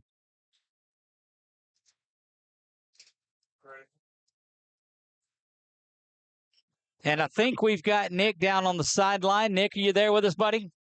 Yeah, they're doing alma mater right now. So you want me to get Coach Murph whenever we're done? Yeah, let's grab him when we're done. Man, the defense just worked so solid tonight, Nick. What is the atmosphere down there? I mean, it looks like they're still focused, right? I don't know if it's like, they're quite got to that point yet. Coach Bachman's about to talk to them, but some excitement, but more importantly, man, to be honest with you, it looks like they knew that they were gonna. It looks like they knew that this was gonna happen. Doug. Looks like they're focused. There's not any hooping and hollering. No real celebration. It just looks like it's workman class right now. Look, this is one of those lunch pail games, huh? Yeah, and for sure. And we have JT Lindsay unofficial for 28 carries, 247 yards, and 2 touchdowns. And boy, do you see the passion from Bachman in that huddle? Yeah, I don't know where we're at on the screen. Let's get over to that huddle real quick and take a look at that, and just look at Coach Bachman working on those guys. I'm trying to listen to what he's saying, but I'm behind him. So I got you. Well, you can see that he's excited. They're going to break it down. They're going to get their prayer in. And, Nick, it's just it's one of those games that if you're a good team, you've got to go out and take care of business, and they started fast and did that. Yeah, Doug, and definitely Chase Thomas definitely saw him walking through the line, and he's definitely he's got a real big limp. So looks like it was a lower leg injury. So hopefully for that young man, for Destrehan, he'll be good. And you absolutely hate to see that. The Trojans will get out of the way and just separate the two teams. And well, it's just class to say, look, there's probably not going to be any chaos, but let's don't stir things up and give that opportunity. And I know, Nick, you've got Coach Josh Mercer down there. Yeah, I'm going to put you on speaker. Can you hear me? Yes, sir. We got you. Yeah, Coach Mercer, giving high fives to this defense. Coach, let's talk about this defense and this thing. Incredibly proud of this group. We got a bunch of young cats out there who welcomed the challenge. Thought we did a really good job. Thought these coaches did a really good job in preparation for this one, just welcoming. They were going to make some plays, and I thought the kids did a great job of responding. Got some guys playing through some injuries. He talked about some tough kids like Garrett Gaines is out there with a sprain, has a strain in his knee. He grinds it out and puts a brace on and grinds out the entire game. Thought he played well in the stretch there, but just really proud of the integrity of this group and the toughness they showed tonight. Yeah, we talked about how ground tackling was going to be the key with their skilled position guys, and just there was the one play that didn't have, but you guys really, y'all went to the ball well.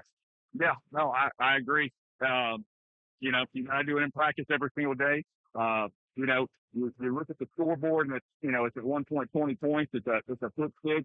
The first touchdown they scored was 30 yards of penalties in it, and they end up scoring there. And then the other one is on a PI. It's 4th and 13, and it's an interception, and they call a PI on it. So at the end of the night, it's a win. Definitely not as pretty as we'd like it to be. There's still so many things to clean up. But can't be more proud of this group that we're going to continue to grow up together. Well, excellent, Coach. We appreciate it. Congratulations. Hold on. You're not letting him get away that easy.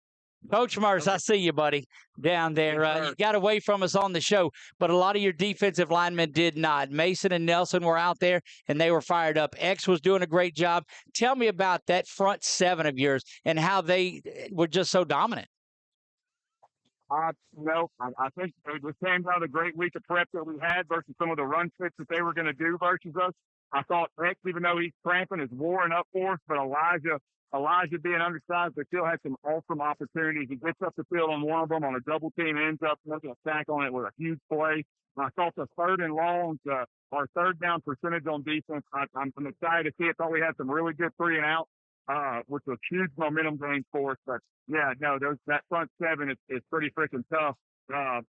Yeah, it's great to see what we can do in the future with a great week of prep. The pressure that you guys brought throughout the night, it seemed like 3rd downs were coming, and you guys never set back. The 4th downs, you never set back. You came after them and just showed aggressiveness. Way to go. Thank you, Doug. Appreciate it. There you go, Coach Mercer joining us down there on the sideline. As always, kudos to you, Coach. Yes, sir. Go Trojans. Good job, Coach. Well, Doug, Coach Bachman is with some newspaper guys right now, and as soon as he's done, we'll bring him up here. There you go. We're gonna let you go then, Nick, and we'll get you back up here into the press box, and we'll visit with Coach Bachman in the Trojan wrap-up show here in just a couple of minutes. Nick, we'll see you in a minute. All right. Nick Magnano joining us on the sideline there, folks, and we'll have Coach Bachman up here in just a minute. We'll get the lights back on and watch things on. We're going to take a break. When we come back, we'll visit with head coach Thomas Bachman. Don't go anywhere. You watched a big ASH Trojan win, 45-27. They knock off Destrehan. It's Opelousas week when we come back. The fine folks at BK Distributors want to thank all the educators for weathering the storms, so to speak, through 2020 and beyond. Thank you for your dedication to our children. The end of the school year awards are now available. Any type of award, trophies, banners, plaques, they do it all at BK Distributors. So with school almost out, that means summer leagues are in full swing. New items, same great prices, and fast turnaround. BK Distributors, Highway 20 in East Pineville behind Arby's. Hi, I'm Kimberly Harrell, Certified Residential Appraiser. I am currently a leading provider of appraisal services for mortgage lending, employee relocation, estate planning, and community property settlements. My experience in real estate over the past 13 years and currently serving as president of the Greater Central Louisiana Realtors Association has given me a clear understanding of the real estate world and the ever-changing market we live in today. For any of your valuation needs, give me, Kimberly Harrell, a call. Our mobile banking app is changing the way we bank. Things are getting easier, transactions are getting safer, and you have access 24/7. All the functionality of banking you're used to, made easier to use, anywhere, anytime, and more secure than ever. Simple, seamless, safe. Download our mobile app today.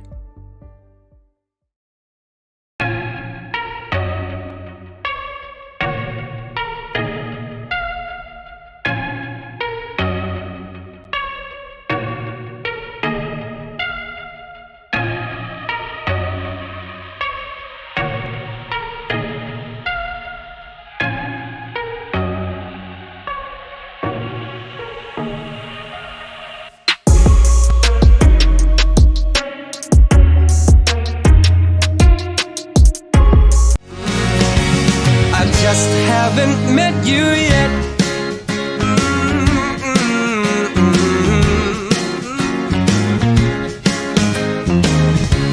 I might have to wait, I'll never give up.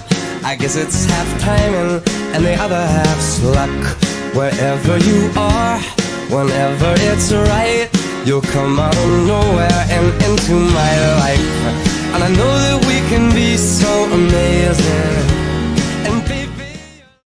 This month, as we gather with the ones we love, let's take a moment to give thanks for the blessings in our lives. When it comes to protecting what matters most, trust those who care about your family as much as you do. I'm Jason Hawk, your local Farm Bureau insurance agent. I'm here to help you protect what you hold dear.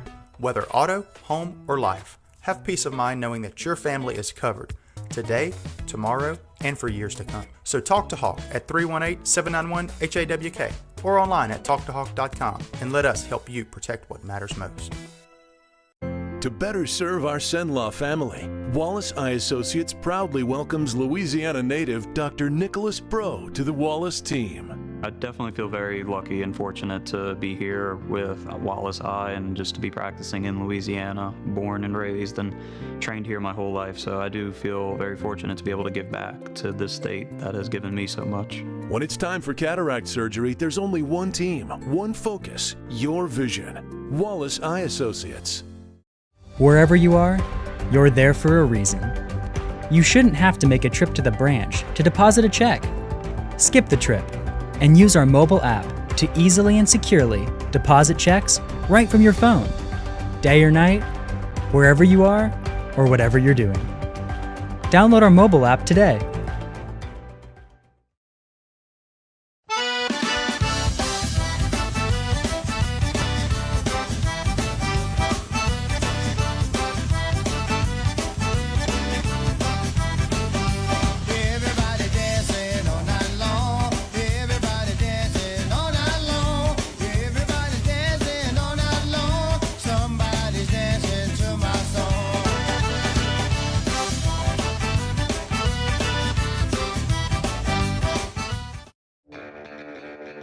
Are home problems turning your life upside down? Trust Southern Air Cooling, Heating, and Plumbing to save the day. From keeping you comfortable to plumbing repairs and even generators, we do it all. Southern Air Cooling, Heating, and Plumbing, your one-stop solution for AC, plumbing, and generators. If you need us to save the day for you, call Southern Air Cooling, Heating, and Plumbing or visit us online at southernairnow.com. The fine folks at BK Distributors want to thank all the educators for weathering the storms, so to speak, through 2020 and beyond. Thank you for your dedication to our children. The end of the school year awards are now available. Any type of award, trophies, banners, plaques, they do it all at BK Distributors. So with school almost out, that means summer leagues are in full swing. New items, same great prices, and fast turnaround. BK Distributors, Highway 20 in East Pineville behind Arby's. Hi, I'm Kimberly Harrell, Certified Residential Appraiser. I am currently a leading provider of appraisal services for mortgage lending, employee relocation, estate planning, and community property settlements. My experience in real estate over the past 13 years and currently serving as president of the Greater Central Louisiana Realtors Association has given me a clear understanding of the real estate world and the ever-changing market we live in today. For any of your valuation needs, give me, Kimberly Harrell, a call. Our mobile banking app is changing the way we bank. Things are getting easier, transactions are getting safer, and you have access 24/7. All the functionality of banking you're used to, made easier to use, anywhere, anytime, and more secure than ever. Simple, seamless, safe. Download our mobile app today.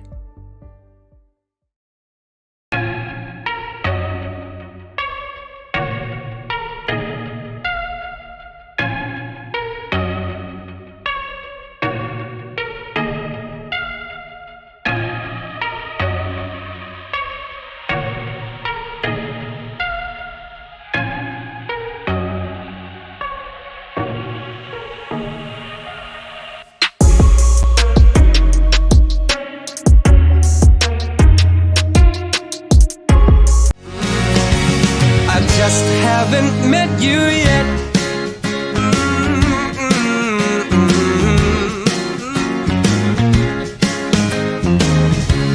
I might have to wait, I'll never give up. I guess it's half timing and the other half's luck. Wherever you are, whenever it's right, you'll come out of nowhere and into my life. And I know that we can be so amazing. And baby, this month, as we gather with the ones we love, let's take a moment to give thanks for the blessings in our lives. When it comes to protecting what matters most, trust those who care about your family as much as you do. I'm Jason Hawk, your local Farm Bureau insurance agent. I'm here to help you protect what you hold dear. Whether auto, home, or life, have peace of mind knowing that your family is covered today, tomorrow, and for years to come. So talk to Hawk at 318-791-HAWK or online at talktohawk.com and let us help you protect what matters most.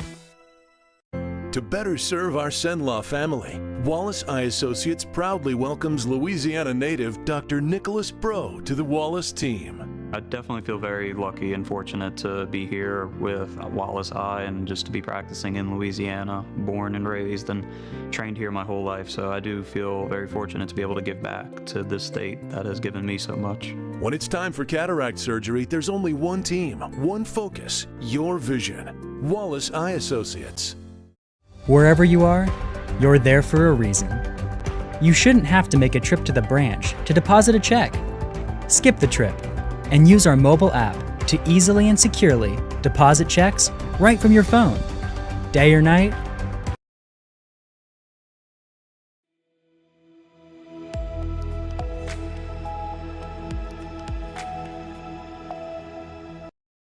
And we're back. It is the Trojan Wrap-Up Show, and Coach, wow.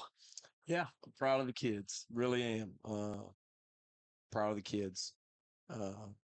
It's one game. It's there's so much in front of us. We got another war next week. I can't help but my mind go to some of that. But there's a lot of things that looking up. And, there's a couple times taking the crowd in. One of the biggest crowds we've ever had. It's not like a 50-year homecoming. You told us that last night. Would you get the time to turn around and look up at the crowd?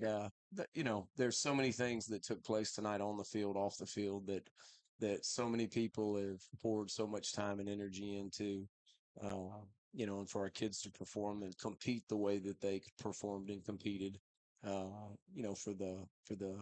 for the city and the Alexandria faithful to turn out the way that they did, man. proud of a lot of things, and we'll enjoy it. And tomorrow morning we'll move It's on. Opelousas this week. Yeah, tell it 2 halves, Coach. You come out 35-20, and D-Dub, he's got 3 touchdowns. The guys are throwing the ball all around. You come out and JT did what JT did in the second half. 28 carries unofficially for 247. So what would that be? That'd give him 50. I think we had him for 12 carries at halftime. I think that's what we, going through the touch chart. Yep. That talking with Coach Free and we run the ball, we win the game. We line up, we run the football, we stay committed to running the football. We give 6 and 20. Right. Give 6. Oh, Vaughn was great. And we're going to win the game. And certainly when we had to ice it, I thought we made some crucial, plays. The naked bootleg ball to Jimmy, kind of late hanging in there was a really huge play. As far as getting the series, kind of getting them on their heels a little bit, and then we just here you go 6, Right. Here you go O-line, and really proud of that. Can't wait to go watch it and start carving it up and seeing where we can improve. To be honest with you, Right. Well, one of our keys to the game was ball control, and we know there's different ways to do that. But definitely in that fourth quarter, giving it to 6 was definitely keeping the ball. Yeah, no doubt. I'm anxious. I don't know how many plays we ran tonight. With JT 28 carry. I'm just anxious to go back and kind of carve it up, look at the numbers, really hit some explosive plays. I thought that was huge. Just when you can run the football and people have to devote some things. Darius and Jimmy, and some of those things can be hard to handle. Coach Donahoe, Coach Free, the offensive staff does a great job kind of scheming some things up. That can be tough for people to handle. And I thought that we got a lot of mileage out of some of that stuff tonight. The pressure that defense put on, and we talked to Merce about it afterwards. On 3rd down and long, there was no laying back. They brought the hammer every time, and that put Destrehan in a bind. Yeah, no, we played extremely well defensively. Gave up 2 scores. We had the PI on 4th down where we actually picked the ball off. I don't know. I haven't really watched it yet, but I know that there's some disagreement from the coaches that have watched the film. So that led to a score, and we're about to get the ball and have a chance to go score again and really create separation right there in the first half. And then to continue. Really only gave up 2 scores, and one was the explosive where, that's the thing that keeps you on the edge of your seat, as you watch film, is you just see how fast they are. That's 4 right. and 2 and 1 and 8, they can run. Yep. And, knowledge fact, they're playing with a backup quarterback. 7 is he's going to be good. That young man 6 is going to be solid. 7 was nursing an ankle playing in the first half. So you tip your hat to the competitor that they are. Had a chance to spend some time with 17 there before the game, and just he really hurts himself in the first quarter. It looks like against Catholic, and just to watch the kid compete, a warrior, stay in there and wore up the way that he did. You just tip your hat and say, man, I really enjoyed watching you compete and lay it all out on the line. So, it was a hard week because you don't know what to prepare for. Right. So that was the challenging thing. And so, the job that the boys did and the coaches, Coach Mercer and the coaches did, really proud of them. So a couple of good catches out of Tanner tonight. One of them got called back, but the work that he did, catching it over the shoulder and then working through like he normally does, goes all the way house. It gets called back, but still, that's got to make you happy seeing that effort out of 85. Yes. Tanner is a weapon for us. You got to be willing to go do the dirty work. Right. And when we do that, and you can get them lost. Tanner's such an athlete, very, very intelligent. Some of that stuff we're kind of tweaking on the sideline. Hey, look, they're fitting it this way. Felt like we were going to be able to get him up the seam, and then he catches the ball extremely well. Obviously, his speed and athleticism was put on display on that play. So I think everybody contributed. Right. I thought proud of both quarterbacks, proud of both running backs. Thought the O-line. Going to be hard to give out awards from tonight. It was a team win. Eli putting the ball in the end zone, Channing making the field goal was big because it's a 3-score lead. So a lot of people contributed tonight. And look, Crenshaw with the kicking that he did, had the one that was blocked on there, but was able to get good roll on it all the way back to the. Bomb it. Yeah, he can bomb it, and he's playing through an injury. Tough, gritty. Super proud to coach these tough kids. Indeed, Nick. Coach, there's a lot of things that was impressive tonight.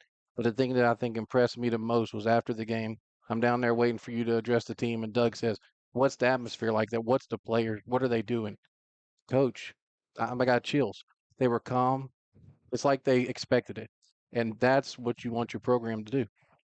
When you put in so much work, not that you know what the outcome is going to be, but when you've given everything that you can give to prepare for something, there's a certain level of confidence that comes from that. And then when you achieve it, all right, this is why we did all the hard work. It's not that they're, laughing with a couple of them, right before kickoff. You anxious? You nervous? Yes, sir. Good. So am I. Like you want those feelings, but there is a quiet confidence that comes, from the work. So if we will continue to embrace that over the course of a week and a season, week to week, then, we're going to give ourselves an opportunity to compete. Put a ball down and compete. That's what we talked about, pregame. It's what we talked about. Talked about it last night at the show. That is what, we put a ball down and compete, and there's no shortage of competition in front of us. Coach Thomas Bogman there, victorious tonight, 45-27, a big win, and the Trojans move to 3-0. It is Opelousas week, another state champion on the roster. Coach, it's a belated birthday gift to you, but did they sing to you? No, the singing not until next year. There you go. I did talk to my dad a couple of minutes ago. That's so good. Head coach Thomas Bachman joining us on the Trojan Wrap-Up Show. It's going to do it for tonight. Trojans go to 3-0. They win this one 45-27 over Destrehan. Guys, get out early to walk-ons next week if you want a seat. For my man Jason, for Brett, for JG, for Nick, for Coach Thomas Bogman, I am Doug Gann. God bless you all, and good night.